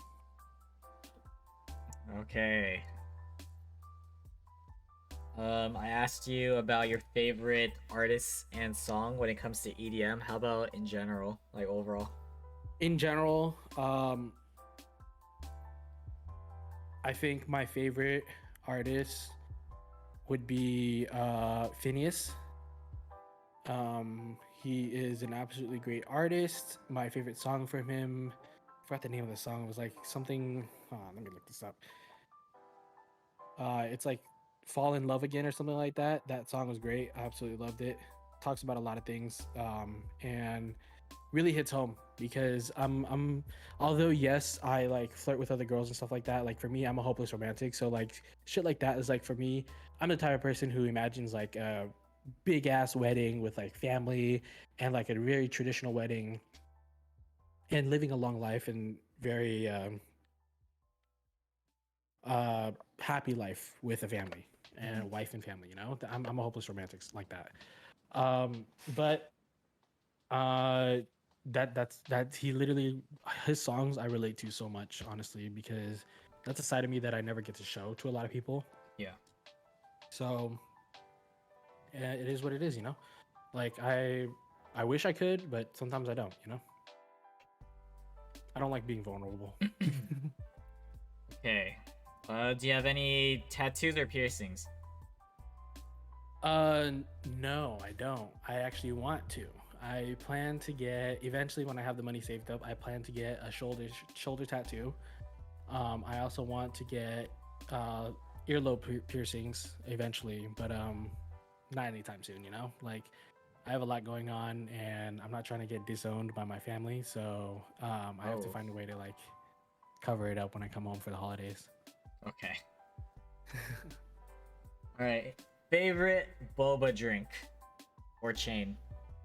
N7. Anyone who lives in the Bay Area, hopefully you guys should know where this is. This is the N7 Draft and Tea or Coffee and Tea, something like that. But they have N7 is they started out in Eastside San Jose and one of the best fucking boba places ever. I used to be a big preacher boba guys up until it started getting bad. But N7, when I found out about this place, dude, it was one of my favorite places ever. Really good boba. I'm so basic when it comes to boba. I get the house milk tea all the time, and when I got their house milk tea, dude, it was fucking delicious. I absolutely love it. N7 is the place to go if you guys ever go visit boba or visit the Bay Area. All right. How about talk about some travels and adventures you've been on? I've been to a lot of places. I've been to Seattle, but that's a part of my life I don't want to talk about. Mm. I've been Okay. to Hawaii. I've been to Texas. I've been to Florida. Those are the in United States. Those are the places that I've traveled to. Outside, when I was 3, I went to Thailand. Uh, the summer before my senior year, I believe that was in 2017, I went to Belgium. I went to Belgium. I went to France. Um, I think it was just Belgium and France, just those two. I stayed in Belgium for a little bit. We, I traveled, did a lot of sightseeing. Then I went to France and I went up the Eiffel Tower. That shit was, ooh, that's a lot taller than I expected, you know? Like Uh-huh. going to Paris, that was just, that was one of the more exciting things of my trip. And I enjoyed it a lot. We did a lot of sightseeing and um, I enjoyed it. And in the summer after my senior year, I went to Cambodia and I went to Singapore. Singapore is absolutely beautiful. No one can say otherwise. This was after the fact that Crazy Rich Asians, or no, this was before Crazy Rich Asians came out Mm-hmm. because Crazy Rich Asians is in Singapore. And honestly, Singapore, beautiful. If I could, I would in the future when I'm old and I'm ready to retire, I would retire in Singapore. It is a wonderful place. The street food is great. The nightlife is great, and honestly, I don't think there's any place that's better. Singapore is the place to be at, the place you want to travel to because it feels like I'm at home. You know, it feels like I'm in Asia and I'm like connecting with my Asian roots, being half Chinese. And but the thing is, I feel like this is more a modern version of Asia, where it's like similar to the United States. You know, like you got modern stuff, but then you also have street vendors who like try to make a living, and you're buying food off them because their food is fucking delicious. It's absolutely amazing. Mm-hmm. Super beautiful. We went to the outlets there and it was hot as shit. And the funniest thing I remember, because my uncle is bald, every fucking 5 minutes he'd take out his little handkerchief and like wipe his head because he's sweating because he's hot. And I make a joke about that all the time and it's super funny. And I'm like, and every time I see him, I was like, imagine sweating every 5 minutes in 100-degree weather. um but yeah, no, that was definitely a highlight of my life, of my travel career, traveling. I also went to Cambodia, went to Angkor Wat. Angkor Wat is absolutely beautiful, and the the sightseeing just throughout the area is just great. Love it. The people there are super nice. The hotel there was super fancy. Obviously, that's a tourist area, so it's like I definitely enjoyed being in that area. But traveling, like the way Cambodia, the way they travel or like move across from area to area and is similar to Vietnam. They call it chaotic harmony. You know, they people go left and right and all that stuff and go in a circle, and you when you're traveling, it looks like you're scared, you're about to hit someone, but the people there know how to fucking drive and are better than us Americans, and when it comes to driving, and they just don't hit each other. You know, it's like they're better. They're on Yeah. higher ping. Okay. Yeah. So that was that. I've also been to Mexico too. I've been to Mexico twice actually. I went to Baja California, then I went to Cancun. Um, I forgot what year I went, but again, absolutely beautiful. Would do it again. Um, maybe not Baja California, but definitely Cancun. Mhm.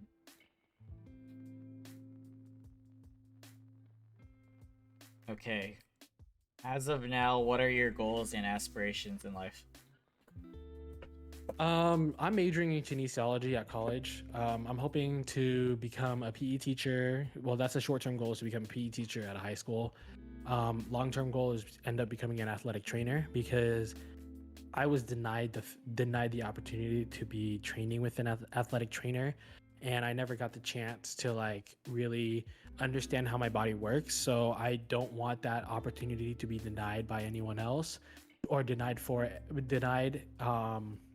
anyone else. So I want to be able to offer out services. The goal is eventually open up a athletic training facility, offer free services to schools who cannot afford it, and say, hey, you know what? Sign a contract with us, and you don't have to pay us anything for the first year. I want to offer it out for free, and what I want is to provide these athletes with the ability to move forward in life. You know, I've seen so many people get cheated out of an ability to go pro because of the fact that they don't take care of their bodies. You know, not in like a eat healthy workout type of way, more just like understanding how your body moves and how it should be moving, so then that way you don't injure yourself, knowing when to stop and when to say I need athletic training. And that's a type of motivation that I want to put into athletes, because some people and some schools can't afford athletic trainers, and it's unfortunate, because it's not their fault, it's not the kids' fault, it's more the location that they're in. It's the where their parents choose to move, and what high school or what middle school they go to that may or may not have athletic training, you know? Mhm. And some of these kids could go pro. I've seen so many people at my high school who's good at what they do but can't move on because they injured themselves. They tore an ACL. Well, that's a life sustaining injury, but um they have shoulder issues, they have knee issues, and sometimes it sucks for them, and they can't move on to go pro because of the fact that they were denied an athletic trainer. So that's the goal. That's Mhm. that's what the future goal is, and I hope, and I really, really do hope that that becomes a thing. Yeah, that's awesome. Okay, so we're about to get into more personal topics. Are you good? Yeah, no, I'm chilling. I'm chilling. I got my water here. I'm ready. I'm ready. All Let's right, do all it. right. You want to talk about my life, Wilson? Yeah. You want to get to know me? Yeah, yeah. It's okay. It's okay. I'll be your boyfriend, Wilson. Let's talk about your relationships and heartbreak. If you've gone through any of that, talk about the first one. Whatever you consider as a relationship fling, up to you. It doesn't have to be serious either. Just go from the first to where you're at today, and you could be as descriptive as you'd like. Oh man, dude, I suck at relationships. I'm just gonna say it flat out right there.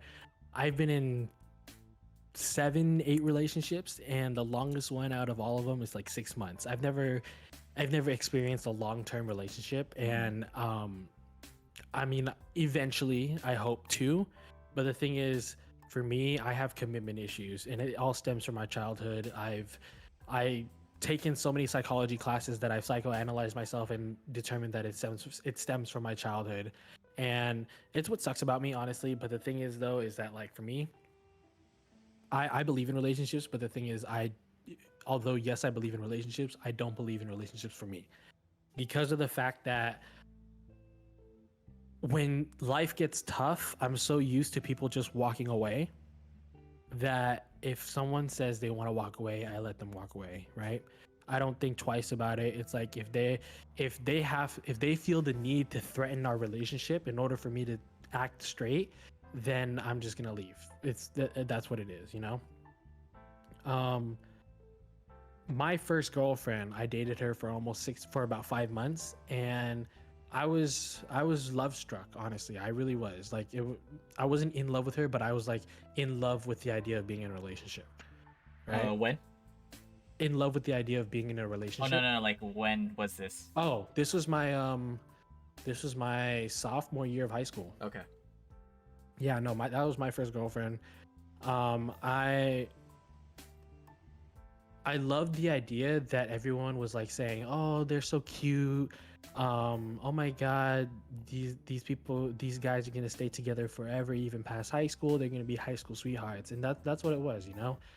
In the end, it was a great relationship. It didn't work out because of the fact that when she asked me to, there's this dance that I don't know if a lot of people, a lot of schools do, but I know a lot of schools in the Bay Area do. They call it Sadie's dance, where the girl asks the guys out for to dance, Mhm. and she asked me to go to Sadie's, and we were having fun at Sadie's, and it was to the point where like she was just like I don't know what she was thinking, but she was telling me how she was still in love with her ex or whatever, right? And then about a month later, I broke it off with her because it took me about a month to process like what she had said to me. And I still feel to this day, I still feel like an absolute douche about it because I broke up with her like literally 3 days before Valentine's Day. And I was like, and I made that decision. I knew that I was going to be labeled a douche I, um, because it was 3 days before Valentine's Day. But the thing is, I didn't want to spend my first Valentine's Day with someone who was still in love with her ex, you know? And that I was protecting myself at that moment. Mhm. Um, so that's what it was, you know, and that's how I felt. So that was my first relationship. My second relationship was short. It was about 3 months until she cheated on me. My third Wait, relationship, this is in high school still? Like, give yeah, us the this is my timeline. senior year of high school. She Okay, cheated on okay. me. Yeah, it was like my first 3 months of first 3 months of high school, and she cheated on me, and I broke it up. I broke it off with her, even though she wanted to stay together. And How'd I you was like, find nope. out? Through friends, they found they caught her making out with another guy Mhm.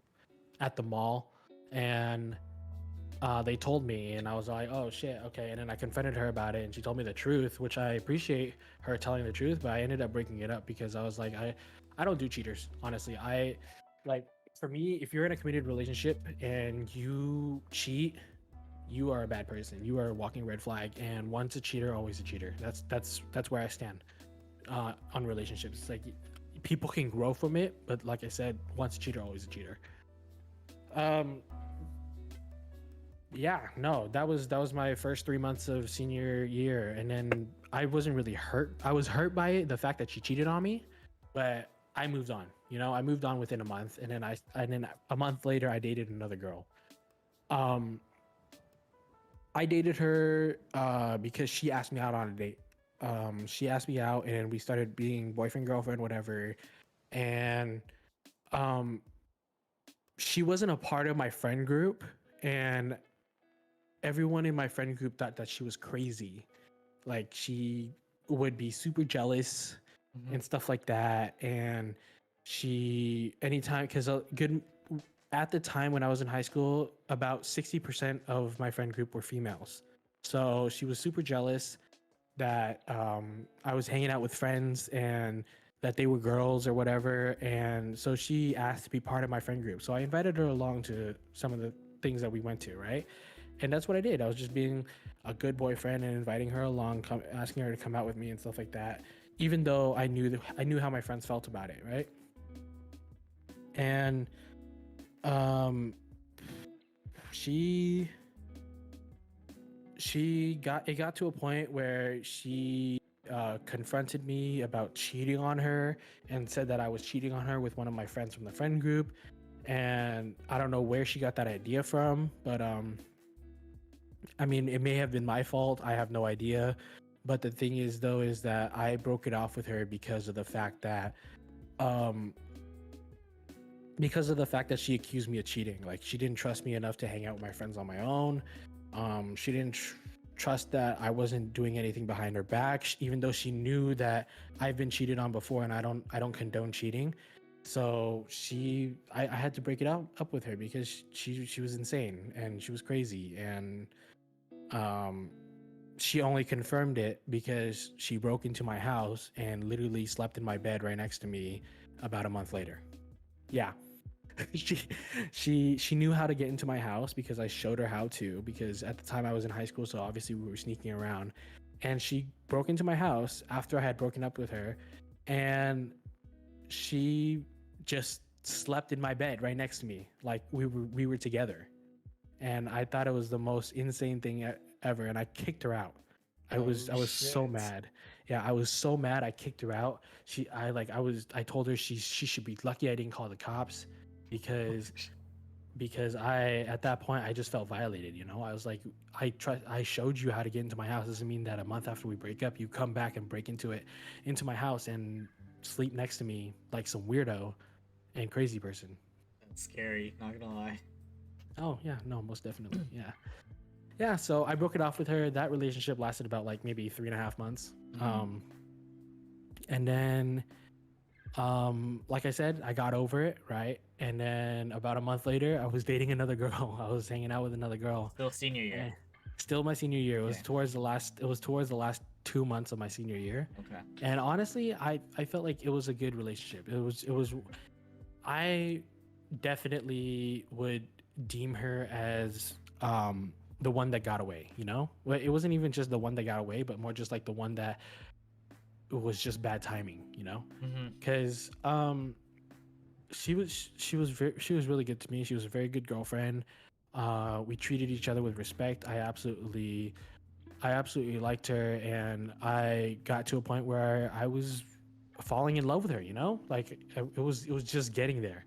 And um then, because it was our senior year, we were making decisions of where to go for college. I was supposed to be going to East Bay for college, and she was gonna go, or her plan was going to Berkeley, right? I didn't know how I felt about a long distance relationship like that, because even though I was gonna go to East Bay, I was still gonna live at home. So the drive from San Jose to Berkeley was just definitely gonna be rough, and I didn't want to be a part of that. So um, again, I'm the asshole for this, but I had to break up with her because I didn't want to do a long distance relationship. And I broke up with her the day before we graduated and told her, like, she didn't have any hard feelings towards it, but like we both agreed is like we don't know how we feel about long distance relationships, and we didn't want to try to make it work because we've heard so many stories. But like I told her, I broke up with her the day before graduation, and I said, hey, although I like you very much, I just don't know where we are in this relationship and how it's going to work with you being up in Berkeley and you have to dorm while I'm living in San Jose. So, and that's what it was, and and our graduation was like, it was just mellow. So I didn't really think too much of it. She didn't think too much of it. And to this day, actually, we're still really good friends. So we had our issues. We caught up with each other while I was in college.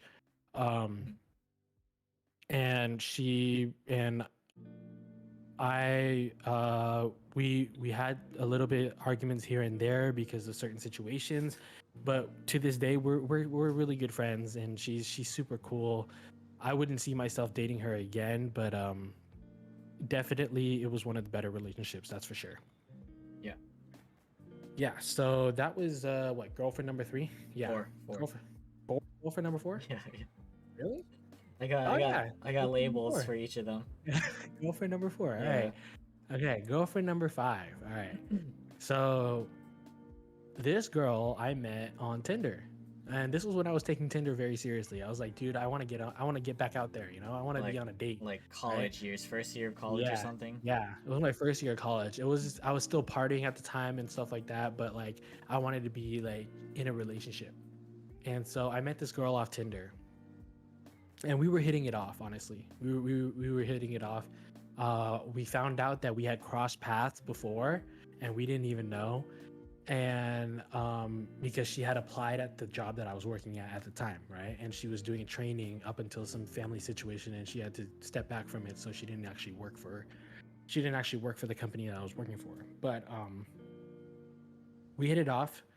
Um, I had introduced her to my friends because I started thinking that I was going to get serious. It was about like maybe 2 months into the relationship, and we were having this Friendsgiving thing that at my mom's place. So we were all hanging out, we were having fun, and then it gets weird, you know? Like one of my teammates, I don't even consider her a friend, but it just got super weird because one of my teammates wanted to go home, but she didn't have a ride. And so she asked my girlfriend at the time for a ride home. But the thing is, I wanted to hang out with my girlfriend after our Friendsgiving. And like she started thinking as like, oh yeah, no, I'm gonna take her home and stuff like that, and I'll text you later and stuff like that, right? Then I'm looking at it, and this is when like my trust issues start like fucking blowing up because like I had a lot of trust issues going into my coming from my senior year and my junior year, and it I was like, what's going on? Like why are you leaving early? What's and stuff like that.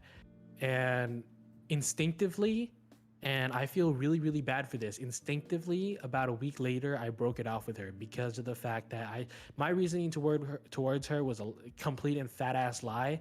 But like I didn't want to break her heart or anything, even though I kind of did. But I broke off with her and I told her, I was like, hey, I'm super busy at this point, and you are too, and I just it's not working out for the both of us, and I just feel like this, like I don't want to lead you on and put ourselves into a relationship, a longer relationship, without letting you know how I'm feeling in the first place. And then that was it. She said okay, and then she blocked me. So that was girlfriend number 5. Wait, that's Right? what you told her, but you were very suspicious of her. That's why I was you. just very suspicious because like my trust issues, I was like, why is she leaving early? Even though I asked her to come to, and this wasn't the first time. Like every time I'm hanging out with her, she's always has to leave early for some reason, even though, and she wouldn't tell me why, right? Oh, so you never confirmed it. I never confirmed it. Yeah. So I was like, I brushed it off because I was like, you know what? Maybe she's got family issues at home or whatever, right? But it got to a point where it's like it's starting to get a little suspicious, and I didn't want to get hurt by it if something was actually happening. Yeah. So I just called it quits right there. Okay. Yeah. So that's girlfriend number 5. Girlfriend number 6. I met her while she was doing training at my work because she just got hired.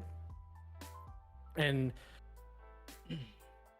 she's from Gilroy. So I was very surprised when she was applying for a job at my work because I was working in the South Bay, but she's like super south of the Bay, right? She's in Gilroy, and she has to drive all the way from Gilroy to my workplace to go to work. And I was like, what's going on, right?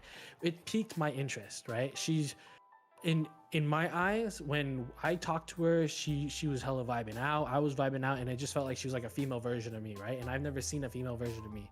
So Nice. like Okay. she was super nice. She was also an asshole at the times because like we always like give each other shit for no reason, and that's who I was. I was an asshole for no reason as a joke, and it piqued my interest. So I asked her out on a date, and we dated. But the thing is, mind you, I mean, I consider this to be a relationship because yes, we put labels on it, but I don't like it was definitely a tough one because from all the stories that I told you from girlfriend number 1 to girlfriend number 5, I told you that I broke it off with them, right? Yeah. This one right here, she broke it off with me. This one hurt me. This was the one where it was just absolutely hurtful, and also the shortest relationship of my life, right? This relationship lasted 3 days. 3 whole fucking days. Ooh. Okay. It all started like we were friends, and then I asked her out on a date, and we were hanging out. We were dating. We didn't put labels in it on it yet, right? And she was, dude, I liked her. I liked her a lot, and then it got to a point where like she and I hung out in San Francisco. I asked her to be my girlfriend, and all that stuff, and she said yes, right? And then before all that happened, like we were dating. I had promised her like I'd take her out to do certain things that she needed to do, right? But she knew that I had a busy work schedule because I was working a part-time job, but working full-time hours because it was the summer. And she 3 days later she broke it off with me for one reason and one reason only.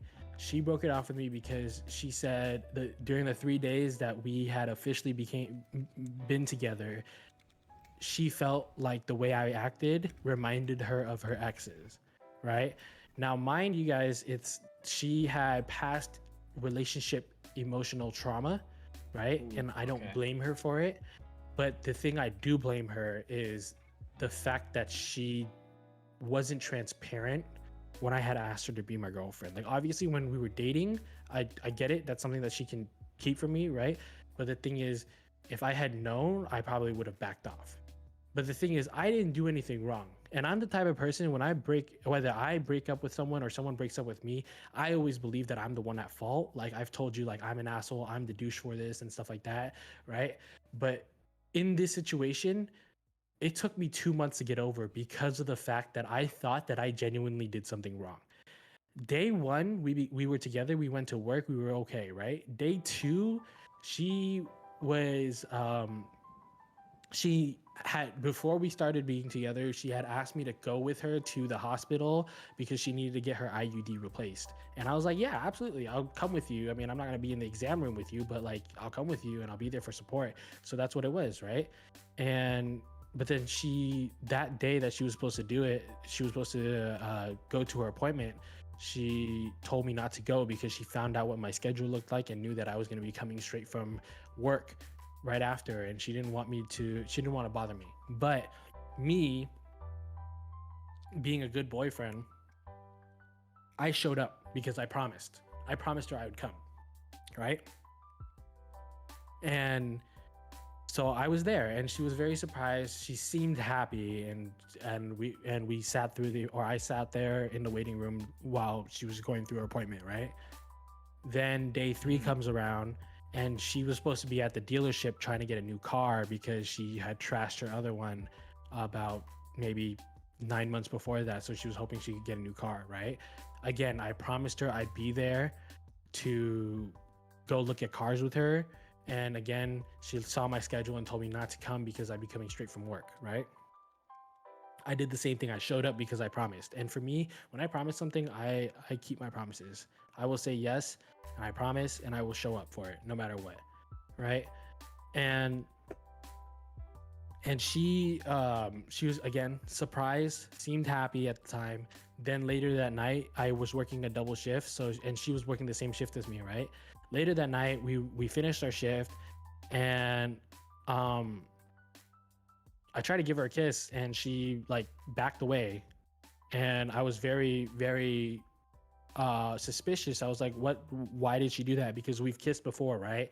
And I was very concerned. So later that night I texted her and I was like, oh, I just want to make sure that you're okay. I wanted to know what was going on. Whatever she's going through, like I'm here for her if she wants to talk about it. If not, she doesn't have to. I was just trying to make her feel comfortable and safe and feel like she's in a safe environment because she is, you know?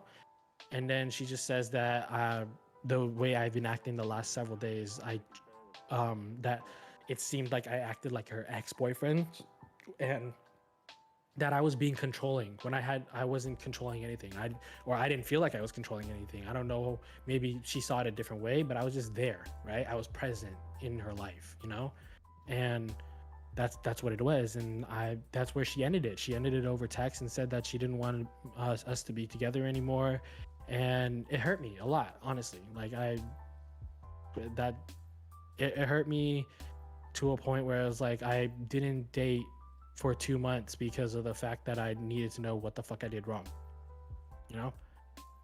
And that's what it was. Girlfriend number 6. And that was the last of what I considered serious relationships where it's like I actually like we put labels on it like boyfriend, girlfriend, whatever. And that was like Yeah. the last of it. Like I've dated other girls before, like, but it fell through, stuff like that. But that was the last because I haven't been in a serious relationship since then. Yeah, so with her though, after the breakup, did you guys like quit or did you guys still like continue to work together? We continue to work together because for me, I'm a very professional person. I put professional and personal away from Yeah. each other. So, but the thing is, she didn't seem to think that I could do it, and she quit because she felt like, because in the time, like no one at work, people at work suspected our relationship but never confirmed it due to the fact that our relationship wasn't allowed, right? I was a Yeah. supervisor at the time. She was just a swim instructor. And so that's why I never said anything to anyone, right? And after we had broken up, the day after, she said she wasn't feeling well, um, that she had a headache or something. But I didn't, and I was a supervisor on deck at the time, and I didn't think that. I mean, it's a valid reason, but I didn't think it was a valid reason to go home, right? And she wanted to go home early, and I didn't have anyone else to cover the shift, and we were already short staffed at the moment. And I said I couldn't let her go home unless like it's an emergency. Then she went over my head to my boss and said that I was being unreasonable, and um, I was being unreasonable and wasn't letting her go home. And I told my boss, I was like, hey, we don't have the coverage for it, right? And then my boss sent her home and told me to get into the pool, right? And I was like, wow, okay, so the shift that I'm not supposed to be in the pool in the first place because I need to be watching the pool deck, you throw me into the pool.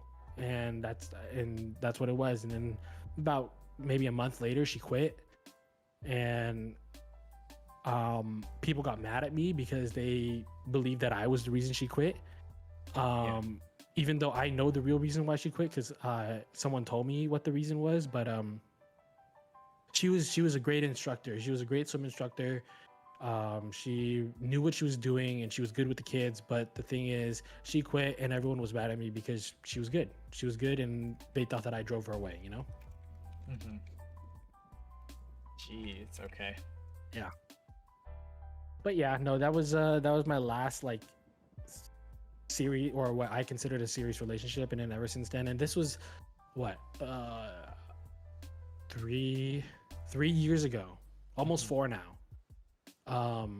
That I consider, and I haven't seriously dated anyone else since. Yeah. Yeah. Okay. Those are the relationships. So, as of now, and even if you want to mention before, what would you say your like? What's your type when it comes to relationships? Um, I like to think that I don't have a type, but all 6 of my past relationships, they were all mixed. Mm-hmm. Um, I one of them was like half Egyptian, half Taiwanese, and I was like, damn, that's fucking crazy. Um, Stuff like that. Like they were all mixed girls, and a lot of people seem to think that like my type is mixed girls. But the thing is, like I like to think like I'm a very open person. I will date, like I'm willing to date anyone, honestly. But like everyone thinks that my type is a mixed girl, and that I will only date mixed girls. Mm-hmm. And I'm just saying it's just a coincidence. Gotcha. Yeah. All right. Uh, aside from like what you said about the cheating thing, like once a cheater, always a cheater, what red flags have you come across? What other red flags? No communication. If you, I am someone who prides on open communication. If you do not communicate with me, I will stop talking to you. Right? I hate people who like beat around the bush. I I want people to be straight up with me. You need to tell me what's wrong, otherwise I'm not gonna fucking get it. Um, like I another one is like a red. It's not really a red flag, but just a concern. It's like when girls start throwing hints at guys. Like I will tell you this, and every girl can agree. Guys are fucking stupid. Okay, I cannot take a hint for shit. Okay, like maybe once in a while, like I can take a hint, but like if you go and like hint that you want me to take you out on a date to another place, or if you hint that you want this as I want something as a birthday present, I'm not gonna fucking get it. Like I don't like. You need to be straight up with me and tell me what you want. Otherwise, um, I'm not going to be able to get it, you know? And that's what it is. It's like open communication is very important to me because it's like if you're willing to talk to me, I'm willing to listen and understand and talk and have an open conversation about it. So that's definitely a red flag. Another red flag is someone who trauma dumps. If you trauma dump, like I get it, everyone has their past traumas, but if you trauma dump just to have a conversation or just say like hey, or like go out on social media and be like hey, my family is like shit, I hate my father, I hate my mother, stuff like that, just to get empathy, like I hate that so much because of the fact that like you're talking shit about your family, the people who raised and loved you and taught you how to be a human and manners and respectable and stuff like that, and you're talking shit about them on the internet. Like I hate it. And even when people trauma dump in like Twitch streams or something like that, if you go up to a random Twitch streamer and be like hey, I'm going through a lot right now, my grandmother just died, or my girlfriend just broke up with me, or stuff like that, like I'll be empathetic, but like that is something that if you want empathy, more empathy from, that's something that you can privately message me about, but not during streams, stuff like that. That is a big red flag. Another one I definitely have to say is a red flag is definitely having finding a reason to question everything, you know? Like if you are questioning my choices and you are questioning the people that I hang out with, that is a red flag. Like if I like the majority of my friends, yes, are female, right? And yes, I see it being a problem, right? But the thing is, there's never any like emotional intent towards it. Like we're just friends, right? Like if you have to question it and you have to say, "Hey, I don't like you hanging out with so and so. You need to stop being friends with them." I'm the type of person to pick my friends before the girlfriend because I've known my friends longer, you know? I value my friendships, and as much as I value a relationship, I cannot have a good relationship unless my girlfriend is friendly at the bare minimum or are friends with my friends. So yeah, those are my big red flags. Not my red flags, but like the red flags that I hate. So I'm a walking red flag. As you said before, yeah. Yeah. All right, so those are like specifically red flags. Now, although you haven't been in like long relationships, but you have your own experiences, what advice would you give to others? Honestly, my biggest advice is just be straight up, because there are so many times I've seen where people go into relationships and then they start saying things to their friends. Like I've been on the receiving end of this, where it's like my friends are telling me, "Hey, my boyfriend is doing this and such. I wish he was more like you," or "My boyfriend is not talking to me and I need him to be more communicative." And for me, I'm just like, dude, if you want your boyfriend to be more communicative, boyfriend or girlfriend to be more communicative, then you need to tell them that. It's like you need to be straight up with them and be like, "Hey, um, I'm having a little bit struggle with communication right now, and I would like it if you would talk to me a little bit more," you know? Because I've seen it happen so many times where it's like, hey, I'm not getting the full story because of the fact that I'm hearing things from other people rather than hearing from the actual source themselves. Like, you need to, in the end, everything is a he said, she said type of thing unless you are the person who experienced it, you know? And that's the one big relationship advice I have to give, is that your communication with your significant other is so important, because you do not want to end things with your significant other based on rumors, you know? Yeah. Okay, thank you for the advice. So that was the relationship talk. Another topic that we kind of touched on already. Mental health. How are you doing as of now? I'm uh I'm hanging on by a thread, honestly. Like obviously I'm not self-destructive, but like my mental health could be a lot better. Like there's a lot of things going on in my life that I'm struggling with, Yeah. But the one thing that I can be happy about is the people that are around me, you know, my Huh. friends. Um, I appreciate each and every one of them. They're the ones that are like my pillars of support. They're here to help me out wherever I ask for it. If I should I ask, because I rarely ever do ask for help. Um, but yeah, no, I'm hanging on by a thread, honestly.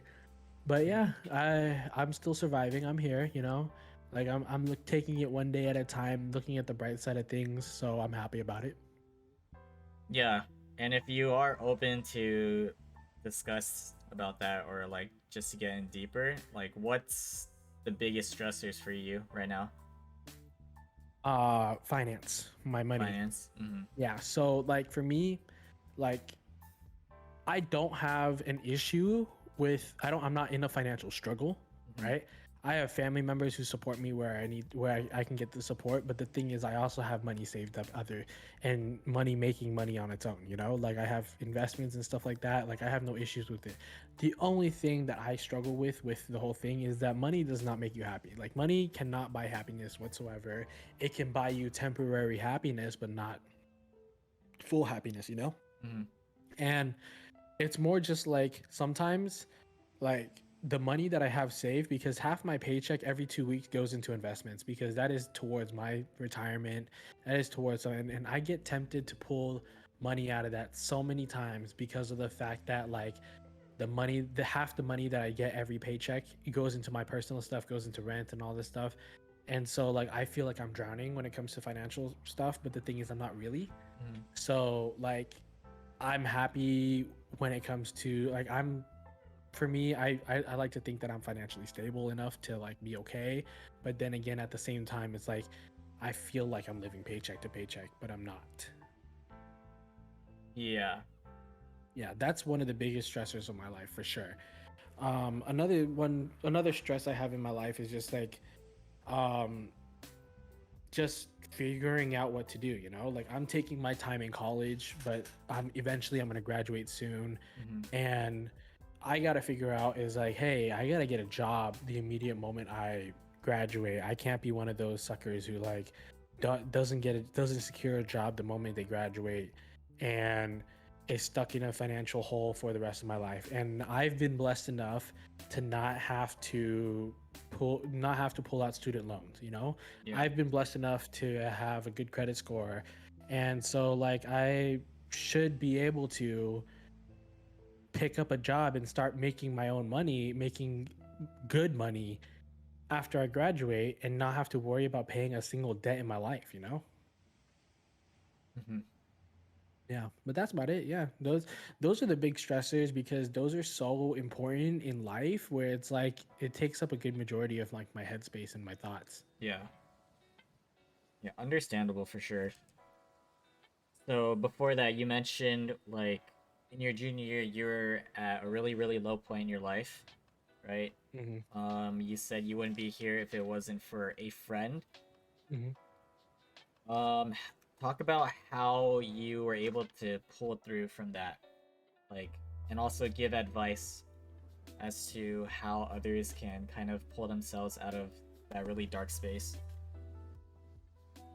Honestly, what pulled me out was getting the cops getting called. That pulled me out realizing that there's someone in this world that actually cares.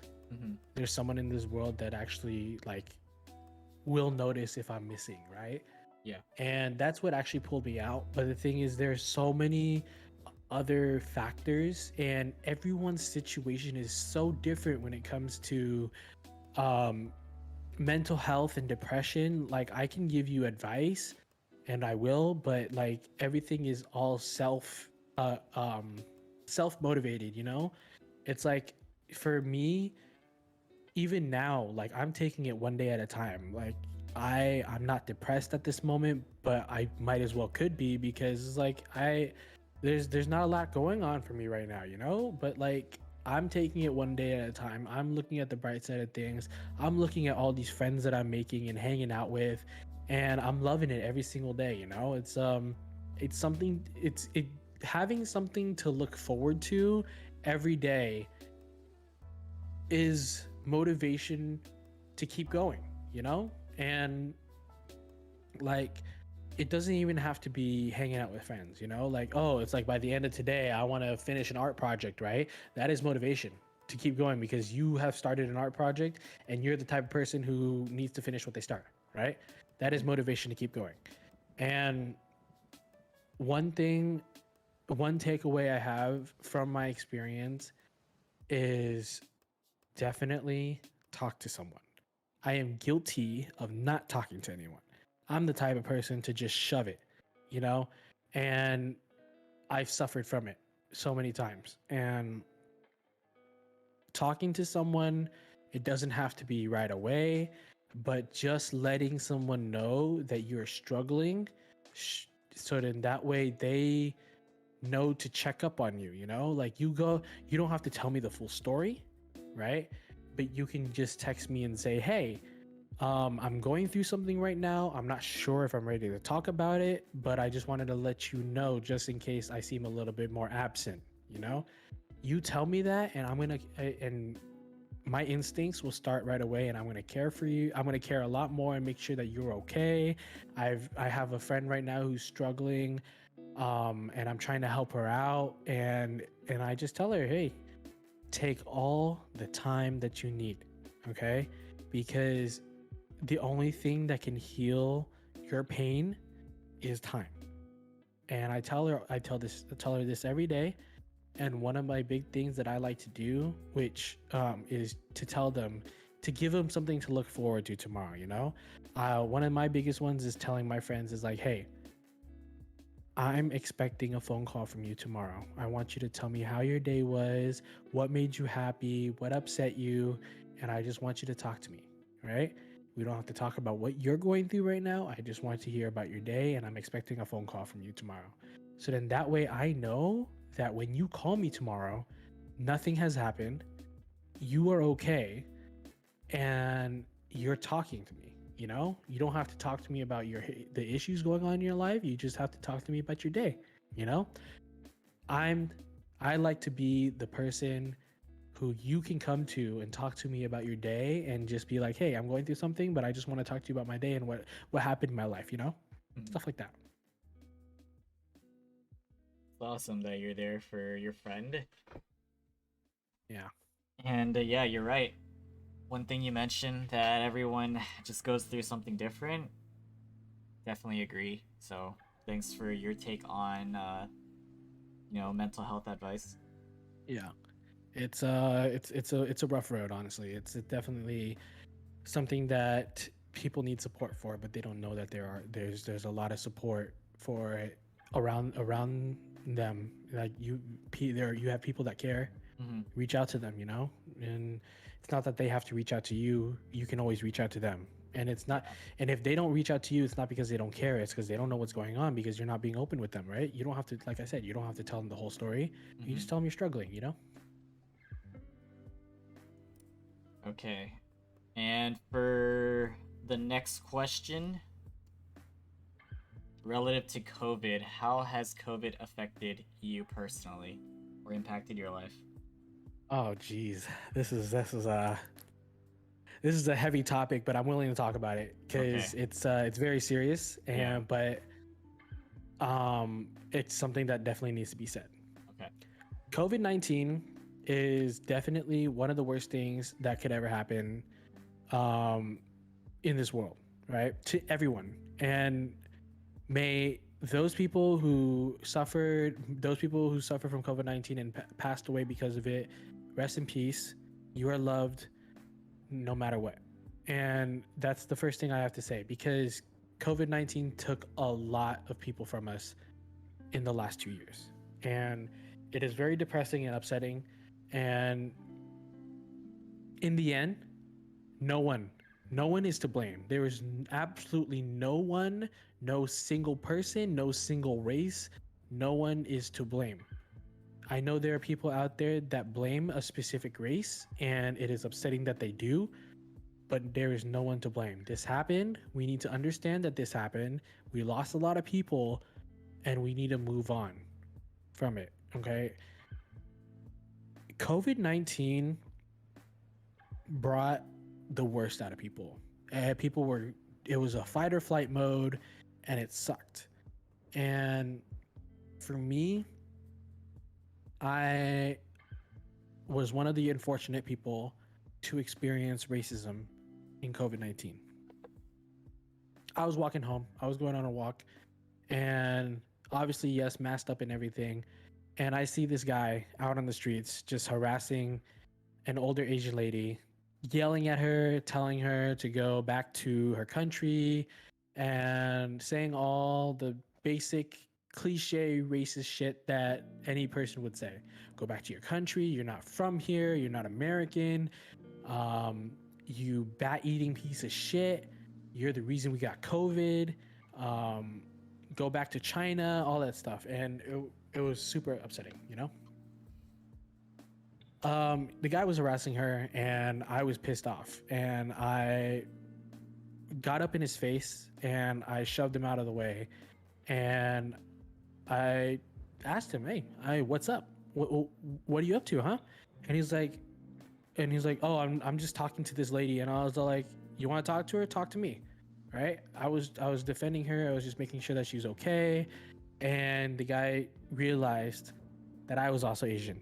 He said the same shit to me, heard a lot, and it's something that stuck with me, you know? It's like saying that I'm a fucking chink. Sorry, Twitch. You can blurp that out, but it's like it's so disturbing.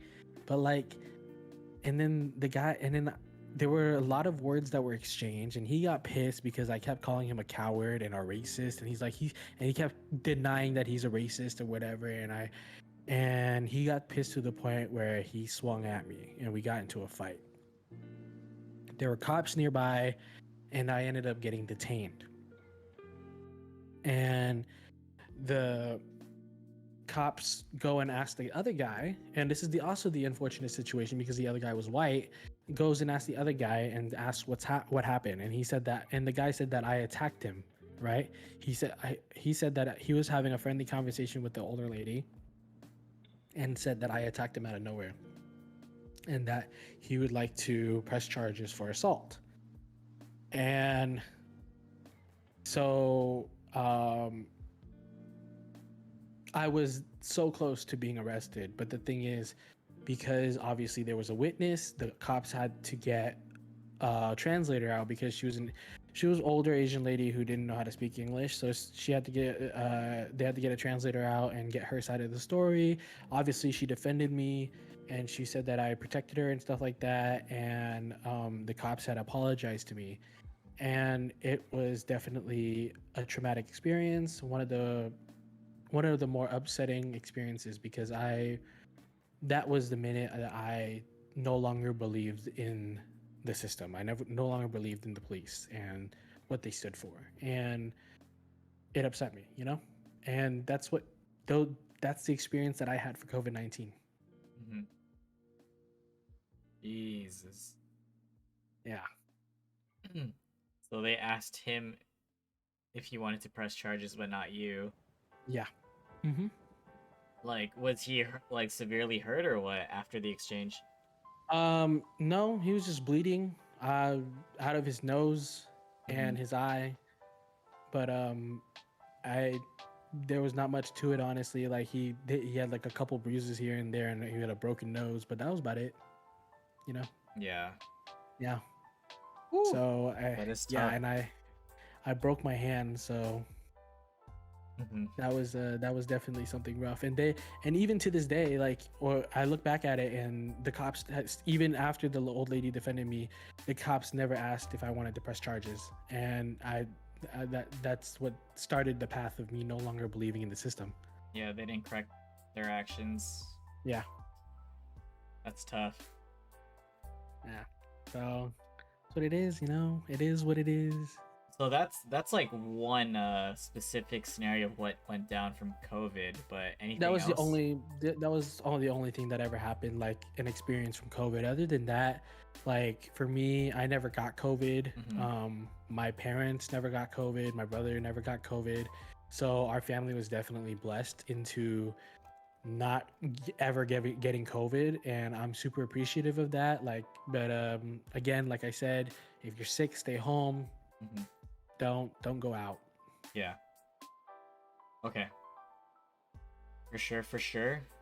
All right, before we move on to the next part, I'm gonna use the restroom real quick. I don't know if you need to Show, go, show. but if you do stay, you could keep chat entertained for a bit. Yes, sir. Yes, sir. All right, I'll be right back, and then we're gonna Yes. finish things off. Yeah. Hope you guys are all doing well. Thanks for being here. All right, guys. This is my chat now. This is my chat. What is going on, Twitch? What is going on? What's up? What's up, Cherry? How you doing? What's up, Cymods? What is going on? How are you guys? Love you. I love you. Well, penis, penis, penis, penis, penis. Pen 15, guys. Pen 15. Um, sorry for all the super depressing stories. I know it's a lot to take on, but like, for me, this is my life, you know, and it's something that like I was ready to talk about, you know, like there are a lot of it's a lot of serious situations, and this is not who I am when I present myself to you guys, but this is who I am when I'm not around you guys, you know. So I love each and every one of you guys, and I hope each and every one of you guys have a great and wonderful night enjoying the podcast. Shouts out to everyone who streams. I love you all. Shouts to the friends. Shouts to everyone who's coming over to my place tomorrow to hang out. Like, sheesh, what's going on? But yeah, how's everyone doing for the night? How's everyone doing for the night? What's up, Hein? What's up, Hein? I love you, man. Just know that, friendo. I love you a lot. Love you too, Cherry. I want to go. Invite me. Come down. You're gonna come down to LA just to come to my place, you know, and then go back home. What? Sorry. TFTI, dude. Softest Bank, you can come anytime. I was supposed to meet you, Softest Bank, at the beach, but I was told that you couldn't come. So we invited you to the beach. Didn't come.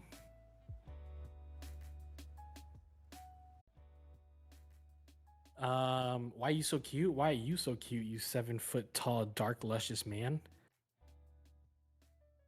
I met you twice. Is this Chris? Is Softest Bank Chris? I don't know your actual name, Softest Bank, sorry. Wait, it's tomorrow? I thought it was Sunday. Isn't tomorrow Sunday? Oh yeah, Sunday, sorry. Yeah, my bad. Sunday. Yeah. Hey Will EDC, dude, I'm down for it. I'm always down. Will type kiss me, Will. Mwah. Ah, okay. Sorry, I don't know your Twitch name. That's why I just know you by Chris. What's up, Chris? Do you want to come to my place tomorrow, Chris? Sign my forehead? No, you sign my forehead, Bandy. All right, what's up, man? What's up, Wilson? What's Daddy up, Wilson? everybody? I didn't know Chris's Twitch name was the Softest Bank. Ah, okay, Yeah. okay. Hey, now you know. Okay, ready to finish things off? Yes, sir. Thank you guys for sticking around. We're gonna talk about social media, and then we're gonna wrap things up. All right. So aside from Twitch, what platforms are you currently active on? I honestly am actually not active on a lot of social medias. I just recently started taking streaming a lot more seriously, so I created a gaming Twitter, and I post on that a lot. And I don't post on Instagram. I started doing a little bit of TikTok here and there. Oh yeah, Tinder. I'm active on Tinder just to fuck around, you know, just to mess with other people. Like I stopped taking Tinder seriously, but I'm just on there just like to troll and have fun because that's who I am. But yeah, no, I'm starting to take streaming a lot more seriously, so I'm like trying to post on Twitter a lot more, Maybe eventually post my Instagram a little bit, but honestly, I think I'm gonna make that my personal Instagram because I'm not gonna post any Twitch related things on it. Yeah. So maybe here and there, but not too much because I want to start getting back into taking pictures. So I want to post all my pictures in there. Okay, But for yeah, sure. no, that's definitely something that I'm looking forward towards. You know. Okay, so those are socials aside from Twitch. Now, time to talk about the big one. How did you hear about Twitch and get into it to become a streamer? What's the story? I knew about Twitch when did Twitch come out? Like 2015, something like that, 2013, 2011, something like that. So I knew about Twitch when it came out. But I didn't make an account because I didn't know what it was. Like I knew people were streaming and stuff like that. I just didn't know what it was. Then I made a Twitch account back in 2019. When I first met, or 2018, when I first met my friend, who's my roommate now, best friend. He's a streamer on Twitch, and he got me into streaming, and I was like, oh shit. And he was one of the people who was like, oh, you should start stream. I got onto Twitch through my friend, and he got me into streaming, and um, one of the, and so that's what I did. I started streaming. I played Apex. That was like one of the biggest games that I started playing first. And then at a moment in my life when Valorant first came out, I told myself I wasn't going to stream Valorant because that game was way too toxic, you know? But then for some reason, like Apex had an update and it crapped out my PC while I was streaming. So I was like, you know what? I'm going to start streaming Valorant. So that's what I did. And it was super fun. I enjoy it, honestly. Like, the Twitch journey is definitely there. I'm starting to take streaming a lot more seriously now, and I'm trying to stream as much as I can. Hopefully, eventually, I'll be able to set out a solid schedule. And granted, my internet doesn't crap out again, but yeah, no, like when I had first got on Twitch, like I already knew about these big streamers. I knew that they got big real quick, real fast, especially throughout the COVID year.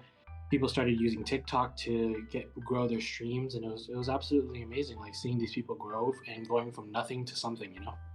Yeah. Okay. Talk about your overall experience on Twitch so far since you started streaming. My overall experience, honestly, it's been great. I've been meeting a lot of these cool streamers, small streamers just like myself.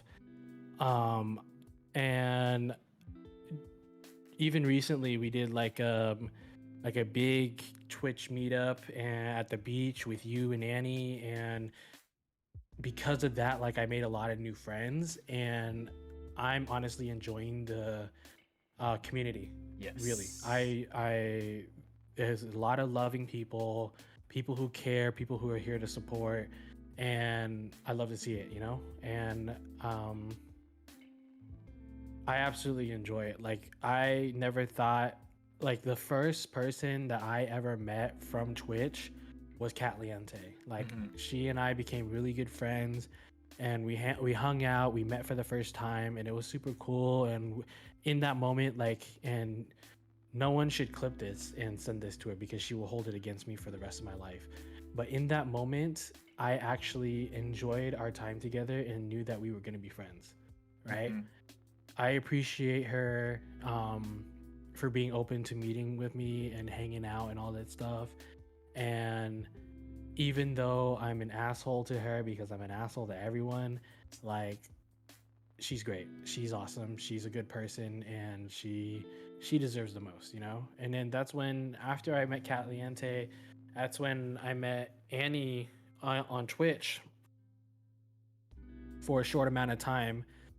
And then I met you, Wilson. And then because of you, I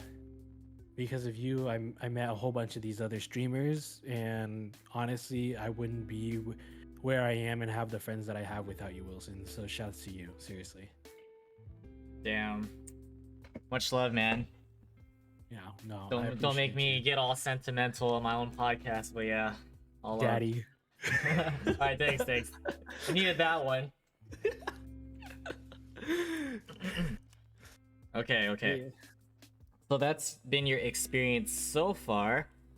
What are your family's thoughts about you streaming? My parents see it as a hobby. They don't think that I'm gonna take it seriously, and honestly, at that point, like I never thought about taking it seriously in the first place. You know, like this is not my end game. Streaming is not my end game whatsoever, Yeah. and I still don't think it will be. You know, and I'm here just to take it seriously, to give content and all that stuff. But I um I just I like I said, I want to be an athletic trainer. I don't want to be a streamer. I don't want to be a full-time streamer. I could care less about these sponsorships. It'd be nice. It's a little extra side cash and all this stuff, but I could care less about it. Like if someone wants to offer me a sponsorship, in the end, I may or may not take it. I may just tell them, hey, you know what? I think this another streamer would be beneficial for me because I'm not the one. You know, Yeah. trying to give other people opportunities because I'm not the one looking for them. Other people are. Okay, so streaming is not like for the long run. What are your current goals when it comes to streaming? My current goals is just to build a community of love and trust and being able to meet people and understand everyone's background because I genuinely love talking to people and understanding where they're from because then it gives me a sense of being grounded, you know, understanding like some people come from different backgrounds. I definitely consider myself very privileged, and I want to understand the hardships that people come through, you know, and it teaches me to be a little bit more empathetic and understanding, and it teaches me to listen, and that's something that I love doing. I love listening to people and hearing their stories Yeah. because that gives me a new perspective, definitely. Would you say Twitch has had any sort of effect on you mentally? um Not really. I don't think so. No, because I'm not really one to base Twitch off my mental health, and I don't like. For me, a lot of people like to see how many viewers they have on their chat. Yeah. I honestly don't care whether I have a dead chat or an active chat. Like I love each and every one of my people who are lurking, hanging out, talking or not talking, because every single person in my chat is cute as fuck. I love them, and they need to tell me why the fuck they're so hot. Honestly, like Bandy's always in my chat, Simon is always in my chat and talking, and they're so fucking hot, man. I swear to God. Gotta give them shout outs. Love it. Show the love. Yeah. Okay, so what are the pros and cons of being on Twitch and streaming? I think the pros of being on Twitch is definitely because I'm an extroverted person. Like it's just meeting new people. It's absolutely great. But the thing is, for me, I suck at like hanging out with people if it's not in a group setting because I don't like when I first met Kat, I was a little uncomfortable at the time, and I'm sure she was as well, because it's like we were hanging out just with each other, you know, not in Yeah. a group setting, and I don't like that, you know. I don't like meeting new people unless it's a date. Like I don't like meeting new people just one on one and just like being there and hanging out, you know. Yeah.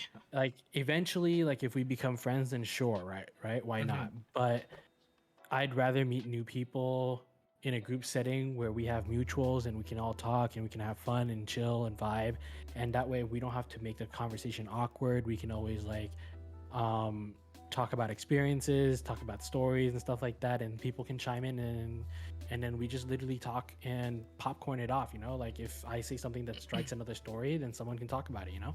Yeah. But definitely I'd say the cons of Twitch is definitely the unsafe things that happen on Twitch. There's a lot of people who like to find out information about you, and they want to, like, they have ill intent on Twitch, and which is why like obviously doxing myself and accidentally doxing myself is something that like I'm super scared of, and I just don't want to do that. Like for me, like I can tell you the city that I live in. I live in downtown LA, but I'm not going to give you my exact address, you know? Mm-hmm. I'm okay with that because like I walk around downtown LA and I'm just like, dude, whatever, right? If someone comes up and recognizes me, I'm like, oh shit, like that's kind of cool that someone comes up and recognizes me, you know? Yeah. Um, but it's just more of a parasocial relationship where like I talk about who I am on stream and then they see me out in public and they're like, oh shoot, you're Will, right? And I'm like, oh yeah, who are you and stuff like that. And it's just like they know more about me than I do about them, and then it gets a little awkward, you know? Mm-hmm. Stuff like that. And then on top of that, like again, going back to like doxing myself, like there's so many times where um I've been doxxed by other people on stream, and I'm just like, hey, yo, like this was before I was even comfortable telling people my actual name. Um, this is before I was comfortable telling people the city I live in, and it just gets scary because sometimes people will try to find you and stream snipe you if you're doing like, let's say, an IRL stream, right? It's scary. It's definitely Yeah. scary.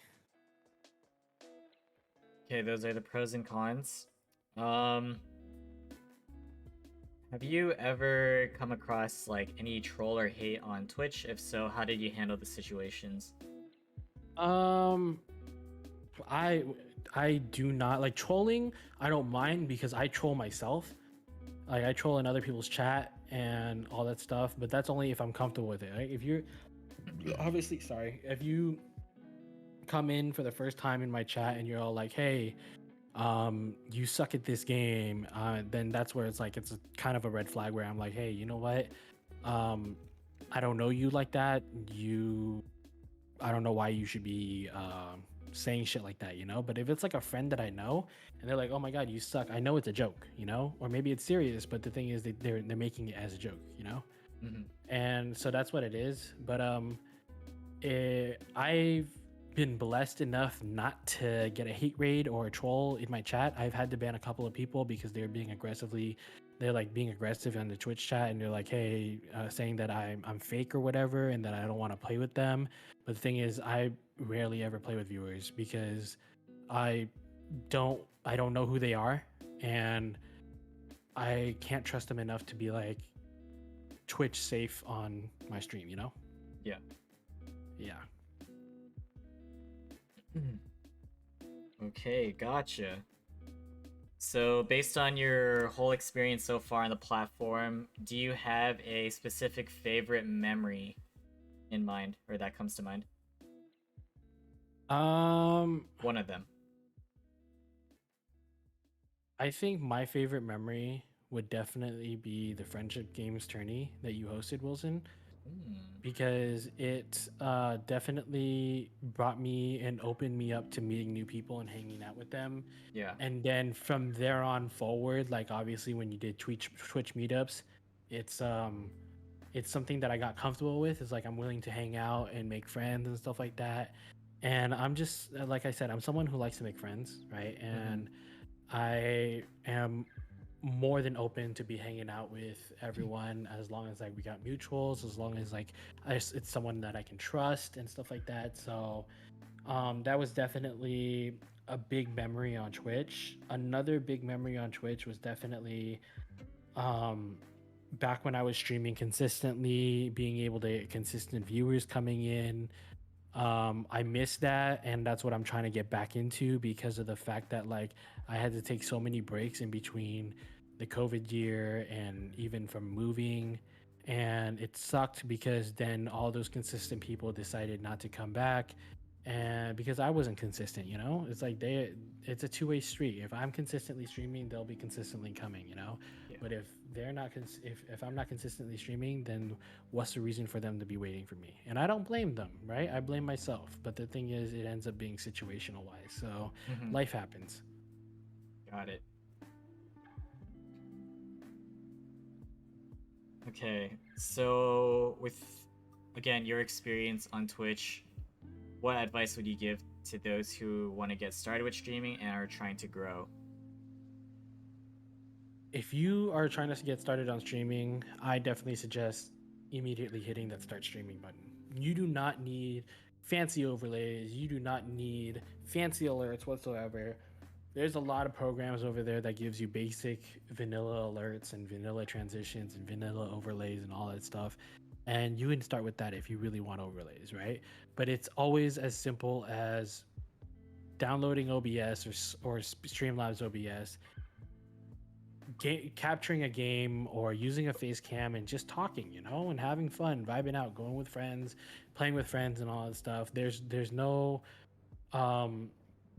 you can only in the end, a streamer can only go up from where they started. You start from zero and you can only go up from there. There's no way you can go back down unless something happens. And obviously I'm not wishing that upon anyone, but the thing is though is that things like that happen, but from a new streamer, click that start streaming button. Like, you don't even have to talk, right? You don't even have to talk. You can type out and reply to your viewers if you want to. If you're uncomfortable, you don't want to use your voice and stuff like that, but definitely click that start streaming button. Okay, what are your thoughts about difference when it comes to streaming as a guy versus a girl? Like the streaming experiences.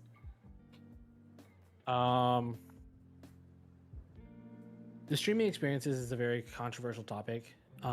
This is my opinion, and I am in no way, shape, or form trying to convince other people that my opinion is the right opinion. But being compared to being a female streamer and a male streamer has its pros and cons.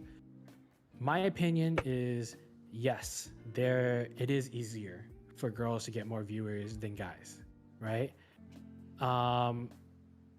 But it is harder for girls to get more viewers to respect them than guys do, right? Let's start with, let's say, one streamer A and streamer B, right? Streamer B is a girl, streamer A is a guy, right? They both have the same amount of average viewers, but the level of respect that these viewers give to the streamer is different. Guaranteed, about more than 50% of the viewers on streamer B are people who just are like either like pining for the streamer because she's a girl, or they just have ill intent, right? And it sucks because although yes, it is easier for girls to get viewers, it is harder for them to command the respect, because there are people out there that just don't respect other people, and it is disappointing and upsetting, but it is what it is. So each side of the gender has their own struggles, but that doesn't stop the growth on Twitch, because if you do well in your streams, you're definitely growing, right? It doesn't matter how fast or you're growing. It's that you want to be able to build a community upon respect and trust. And that's what it is, And then some people bank on the fact that they get a lot of viewers because of their image, because of who they are as a person. And those people are the smart people, honestly. Like, I'm not saying that other people who don't do that are stupid, but they just the people that bank on their image in order to get viewers and get subs, they know how to milk money out of those people who are shrimps for them. They just work the system, and they let the system work itself out, and that's how they make their money. But in the end, when it comes to them taking streaming seriously, like they want to be like a just chatting streamer, or they want to start streaming video games, I just don't see the amount of respect laid upon that streamer, because everyone else is either everyone is either sexualizing them or disrespecting them, and that's what it is, you know. But that's my opinion, and I don't usually like to speak my opinion about this because it's very controversial, but that's what it is, you know. Yeah. Thank you for your insight. So moving forward, when it comes to content, what do you have in mind for yourself? I am hosting a Valorant mini games Okay. on September 12th. Hopefully I get people to sign up. That is the goal. Mhm. Basically what it is just like a whole bunch of Valorant mini games similar to like hide and seek, Love that. um It's fun to do. Sage. I'm doing a Sage wall cage fight, laser tag, um Drastic Says, kind of like Simon Says, Mhm. stuff like that. So you guys should definitely sign up if you haven't already. Okay, there's that. Um, you know how you were talking about messing around on Tinder? I feel like you could Yeah, utilize that as content on stream too. that is true. That is very, very true. I could use that as content. But the thing is, Yeah. though, is that I don't like one of my things is that I don't like because it also has my personal information on it. Oh, okay, okay, And if I okay. accidentally dox myself, then it becomes a whole issue. So that's why I don't do it. But if I Okay, figure some way to do it, then I probably will. You know? for sure, for sure. Like chat could help you with like pickup lines or something, I don't know. Yeah, Or yeah, swipe with you. yeah. Or do a poll. Do like yes or no, swipe right or swipe left. Yeah. Okay, so how did you come up with your name, Drastic Purge? It was just a name I had when I was a kid. You know, I played Minecraft, and that was my in-game name, and I stuck with it. You just I randomly came up with Drastic and Purge together. Yeah, no, I honestly don't remember how I came up with the name when I was playing Minecraft, Mm-hmm. but because I was thinking of a Twitch name, and I was like, oh, you know what? I have a Minecraft name that's Drastic Purge. I might as well, you know. Mm-hmm. Got it. So I don't know what I was thinking as a kid, but I like to think it's a good name. I see. It's not as cool as Wilson Chang though. Like Bruh. I can't put my whole first and last name. I'll be like, yeah. So I just don't I don't know. Yeah. It's not. Bored It's with it, you know? Yeah. Wilson Chang is just too cool for me. Okay, last two questions about Twitch. What are your thoughts about having a Twitch crush, and do you have one? Please don't say me. Daddy Wilson, what? Daddy, what? Daddy, what? No. Um, having a Twitch crush is completely normal, and I'd say it's super wholesome, depending on obviously who the person is. But I think that it is absolutely okay to have a Twitch crush. I sort of have a Twitch crush. I sort of do. I can't say it because some people know who they are. Um, Oh yeah, you can text me. That's fine. yeah, some people know who they are IRL, and that's why I was like, I mean, it's just something that like, I mean, I just recently developed too, so I was like, it's something that's new, Mhm. but yeah, no, definitely Twitch crush is okay. Like, if I wanted to say like some big famous streamer that I have a Twitch crush on, um, definitely, who is it? Her name is Justine. I forgot what her Twitch name is, but she's a streamer. She's really cool. And what a what brought me to her is when she did a cosplay of Megamind. That was so freaking sick. Like, she had a bald cap. She painted her face blue and the bald cap blue. She had the whole fit and everything, and I was like, that is so freaking hot. But like, I don't like to act upon like big streamer Twitch crushes because it's like it's not respectable. It's a parasocial relationship. It's like I know more about them than they know about me, and it's not okay. You know, it's kind of inappropriate and creepy. So, like, obviously, if eventually we become friends, then sure, why not? But like, I'm not friends with her. I just watch her, so that's what it is. Watch her on Twitch, not like watch her like creepily. Yeah, I just had to clarify. Got it. Yeah, yeah. Okay, last Twitch question. All right, this is one for the books. Yes, sir. You ready? Yeah. Okay, so how does it feel to be famous? What? Famous? I don't know what you're talking about. I'm literally sitting in famous Wilson's chat. Um, in all honesty, I'm not famous. I appreciate each and every one of the people that come through my chat and all the followers and all that stuff. But in reality, like, I don't take fame seriously because in the end, everyone is human, right? Even like Kev Jumba, for example. We met Kev Jumba at the beach, and although yes, he was one of my childhood heroes, like I watched him and Ryan Higa on YouTube all the time.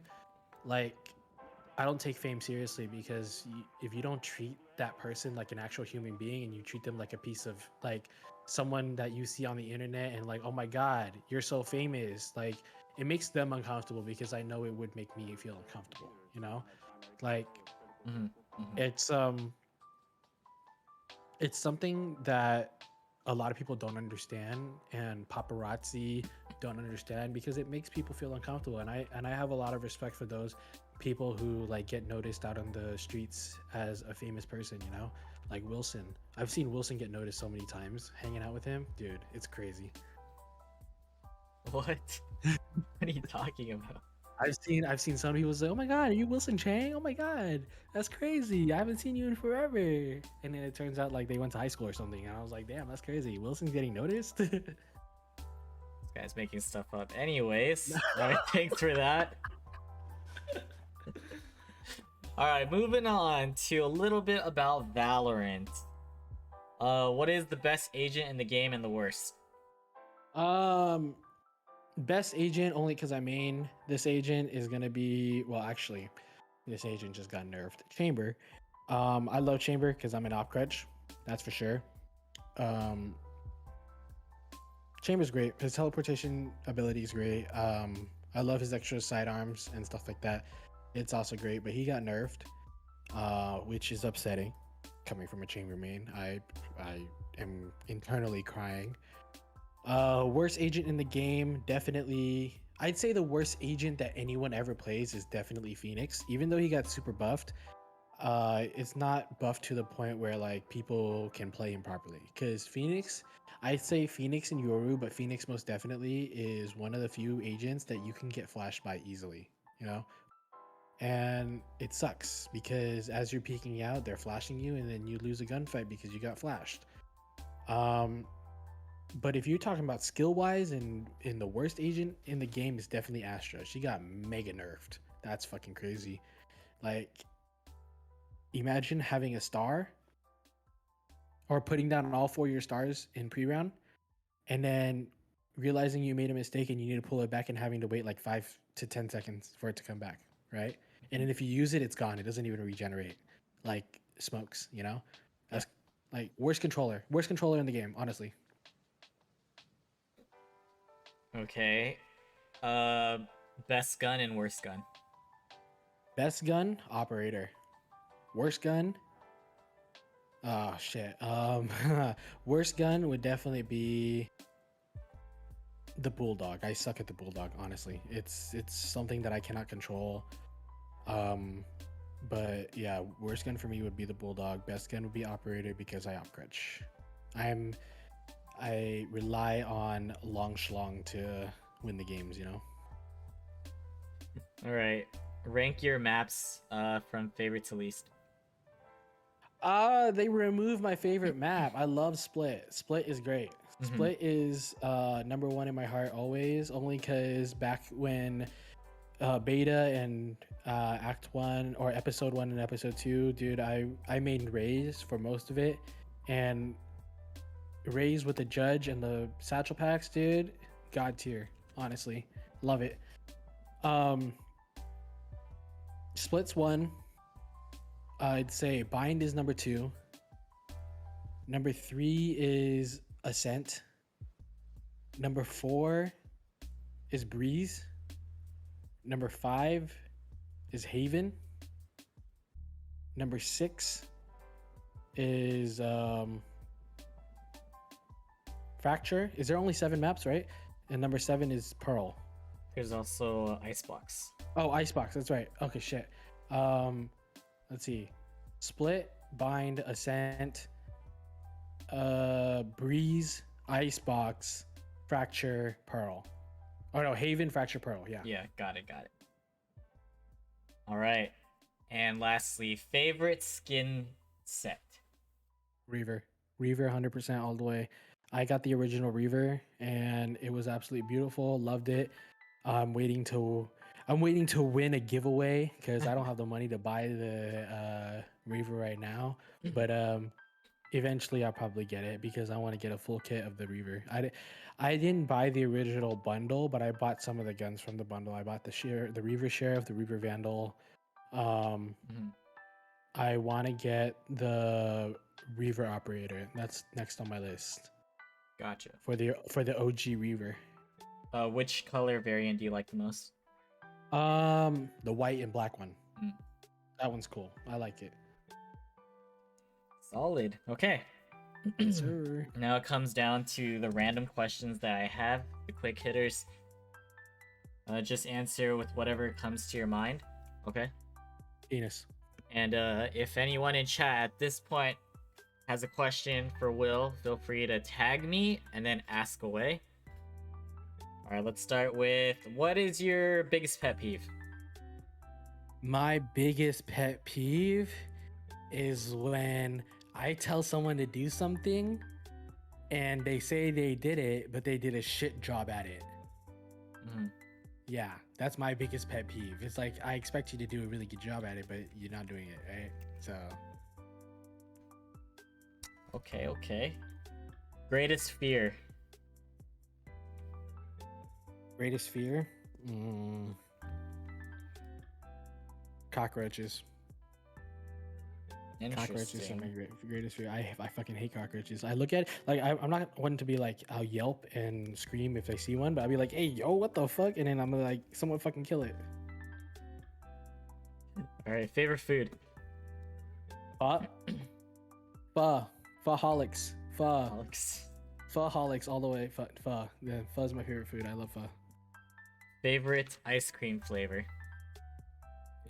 Oh, dude, there's this place in Southern California. It's only in Southern California. It's called After's Ice Cream, and they have a ice cream flavor called Cookie Monster. It is so freaking delicious. Ooh, Cookie Monster. Okay. Yeah. So anyone living in Southern California, if you guys want to go get Afters with me, dude, I'm always down. Favorite animal? Favorite animal? Does it have to be an actual animal, or can it be mythical? Sure, let's do mythical too. Dragon. Favorite actual animal would be what is it? A wolf, right? Favorite mythical animal would be a dragon. I'm the year of the dragon, but the thing is, like, I love the dragon because it tells so many stories. You know, it has comes from a lot. What is the quote that you live by? Or favorite quote?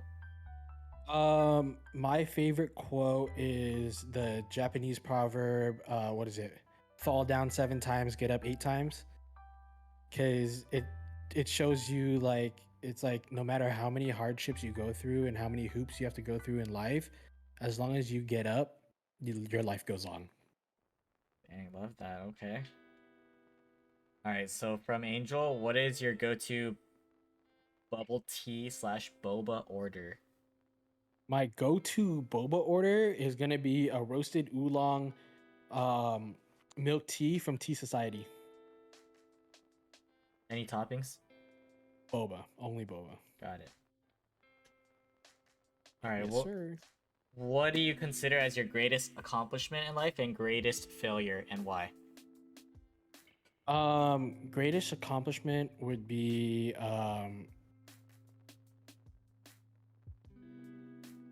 honestly, I feel like I haven't accomplished a lot of great things, but I definitely think being a coach who takes swimmers from high school to states definitely is my biggest accomplishment. It's like, I knew that I was good at what I did, but like I taking these kids to states really boosted my ego, saying that, hey, you know what, you're better than you actually believe yourself to, you set yourself to be, you know. Biggest failure would be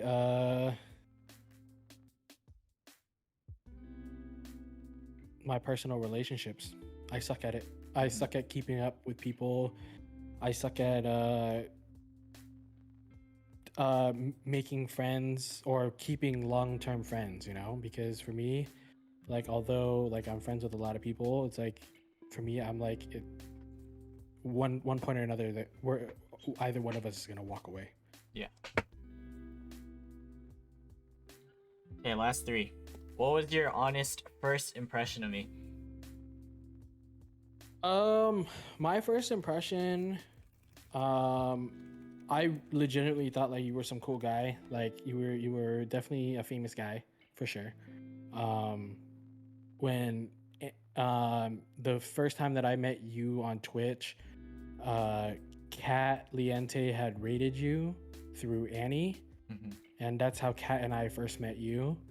And I forgot what you were doing at the time. I think you were doing like karaoke, and you were singing. And this is the only reason why I genuinely believe that this is your song, because you were singing Sunroof at that time. I remember that. You were singing Sunroof, and I was like, damn, Wilson has got the fucking vocals. And anytime we do karaoke now, I will always request for you to sing Sunroof. Interesting. Okay, Yes. okay. So you were probably there when I was like learning the song. Got it. Yeah. Thanks for that. Okay. As of now, who would be considered in your top 5 streamers that you actively watch? Wilson Chang, Wilson Chang, Wilson Chang, Wilson Chang, Wilson Chang. All right, next question. No, I'm just kidding. No, so definitely I watch Kat a lot because she's a really good friend, and like, she's definitely down to earth, and she's a really good friend. Like, and like I said, please don't clip this and send it to her because she will hold it to me for the rest of my life. But like she will ground you. Like, she will definitely humble you and make sure that you stay grounded, because she's that type of friend. She wants to make sure that you're not egoing yourself too much and thinking that you're better than everyone else. She's really real with you, and she'll be straight up with you when you want her to be. And she's someone that I can definitely rely on for sure. I do also watch you a lot, Wilson. Obviously, and I'm a mod, so I want to be able to be here to do my mod duties, even though you got like 50 of them in here. I'm out, Vinny. Yeah. Yeah, and my only mod duty is to time out Vinny, so I'm here for that always. I also watch One in Ken a lot. He's a good friend. We talk. He's also super grounded as well. There's a lot that's going on with him, and I enjoyed having conversations with him and being real with him about a lot of things, because he's the type of friend that I feel comfortable being honest and giving my honest input to, you know. It's like he'll take it, he'll understand, and he'll move on from it, you know. Let's go, Ken. Was that 3? Yeah. Number 4, I watch Annie a lot. Howie. I do watch Annie a lot. Again, like I said, good friend. We talk to each other, we give each other hella shit. And she's actually short in real life, I can confirm now. And she's super nice, honestly. Like, she's super wholesome and super nice, and she treats everyone the same way that she would like to be treated. And she really does kill people with kindness, you know. It's definitely one of her better traits. So Annie's super cool. The last streamer that I watch pretty consistently would definitely would definitely probably be Hein whenever I'm degenning super late, Yeah. because I know that he works super late, so and he tries to stream when he's done with work. And Hein is super cool. I met him IRL, and he and I like clicked instantly. He didn't know he didn't remember what I looked like, but when I first met him, I was hanging out with Mango, Bailey, Lita, Jen, and Hein. And when I mentioned my Twitch name, his eyes lit up like a motherfucker. Like that is my biggest memory of Hein, and I absolutely laughed at the fact that his eyes went super wide when he knew Yeah. what my Twitch name was, because it made me feel good that like someone was excited to see me, you know? Yeah. Disbelief. Yeah. All But yeah, right. those were my five. Nice. Okay, okay. Last question. So, using your connection, who would you like to see as a future guest on this podcast and why? Um, ooh. I want to see Nikki. I want to see Nikki on this podcast because she gives the same vibes as I do when I'm streaming. Like I know today was a little bit like for me, I'm talking like a lot of serious things, so like I'm not as super sus as I usually am. But Nikki is super fun. I met her a couple of weeks ago when we were doing or was it literally just last week or the week before that? But I met her at the beach party, and she and I hit it off really well, and we became really good friends. We literally tease each other on stream all the time, um, and she's super funny. Honestly, down to earth, super funny, super sus. Says I eat ass a lot, which is super funny because I say penis a lot. So definitely, I want Nikki on the stream. I want Nikki to talk to you on that podcast. It's gonna be Let's super funny. go. I'll definitely ask her. Wait, so you didn't meet her when you were in the Bay? You met her in SoCal? No, no, because when she just Oh. first moved to the Bay, I think I had already left to SoCal, or maybe we hadn't The hung out timing. yet. Yeah, the timing was off. Yeah. Got it. So I was like, God damn. I was like, all right, shit. So I met her down in Southern California. Love that. Okay, future guests will reach out to her. Yes. All right. Well, that's it from me. Do you feel like we touched on a lot of topics? Yeah, no, most definitely. We touched on damn, some pretty heavy fucking topics, that's for sure. I never thought like this was a lot to dump into one phone call, man. Like I was thinking to myself, like, God damn, I'm talking about these deep shit.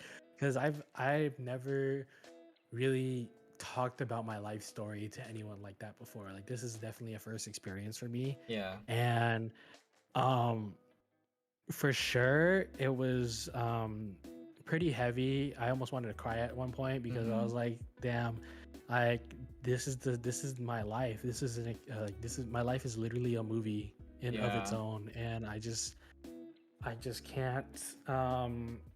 can't believe I went through all this, you know? It's like Yeah. when I'm looking back at it and I'm experiencing each one separately and thinking about it, it's like, oh, it's not that bad. But then when I'm putting it all together, it's it's definitely pretty traumatizing, but I'm always open to talk about it because like I have nothing to hide.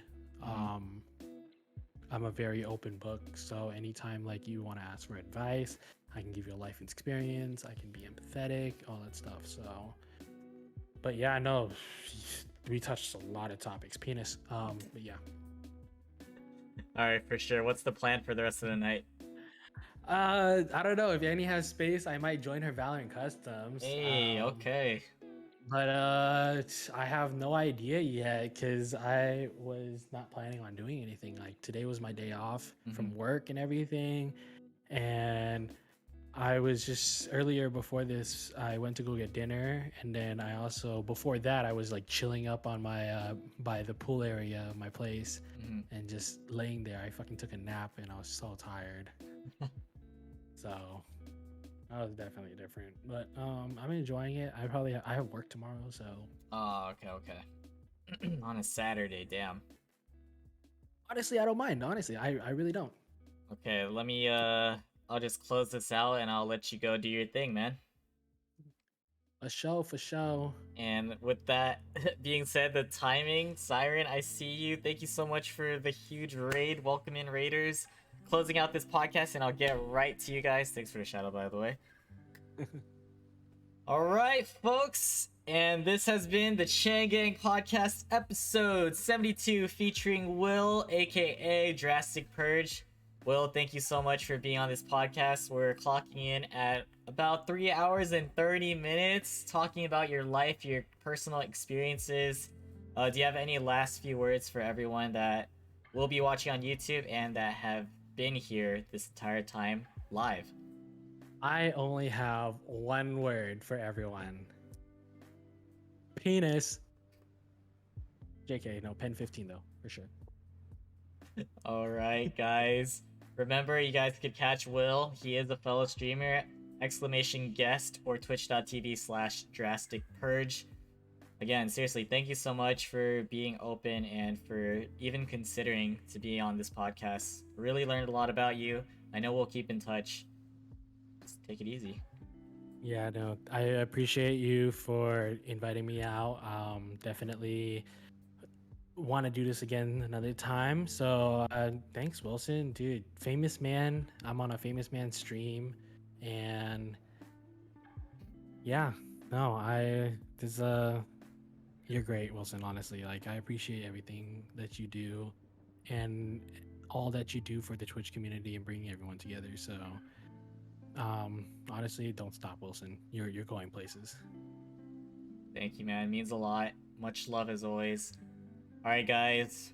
Make sure to give this video a thumbs up and hit that subscribe button if you haven't already. I welcome you all to the Chang Gang with open arms. We'll see you in the next one. Episode 73 coming soon. Peace.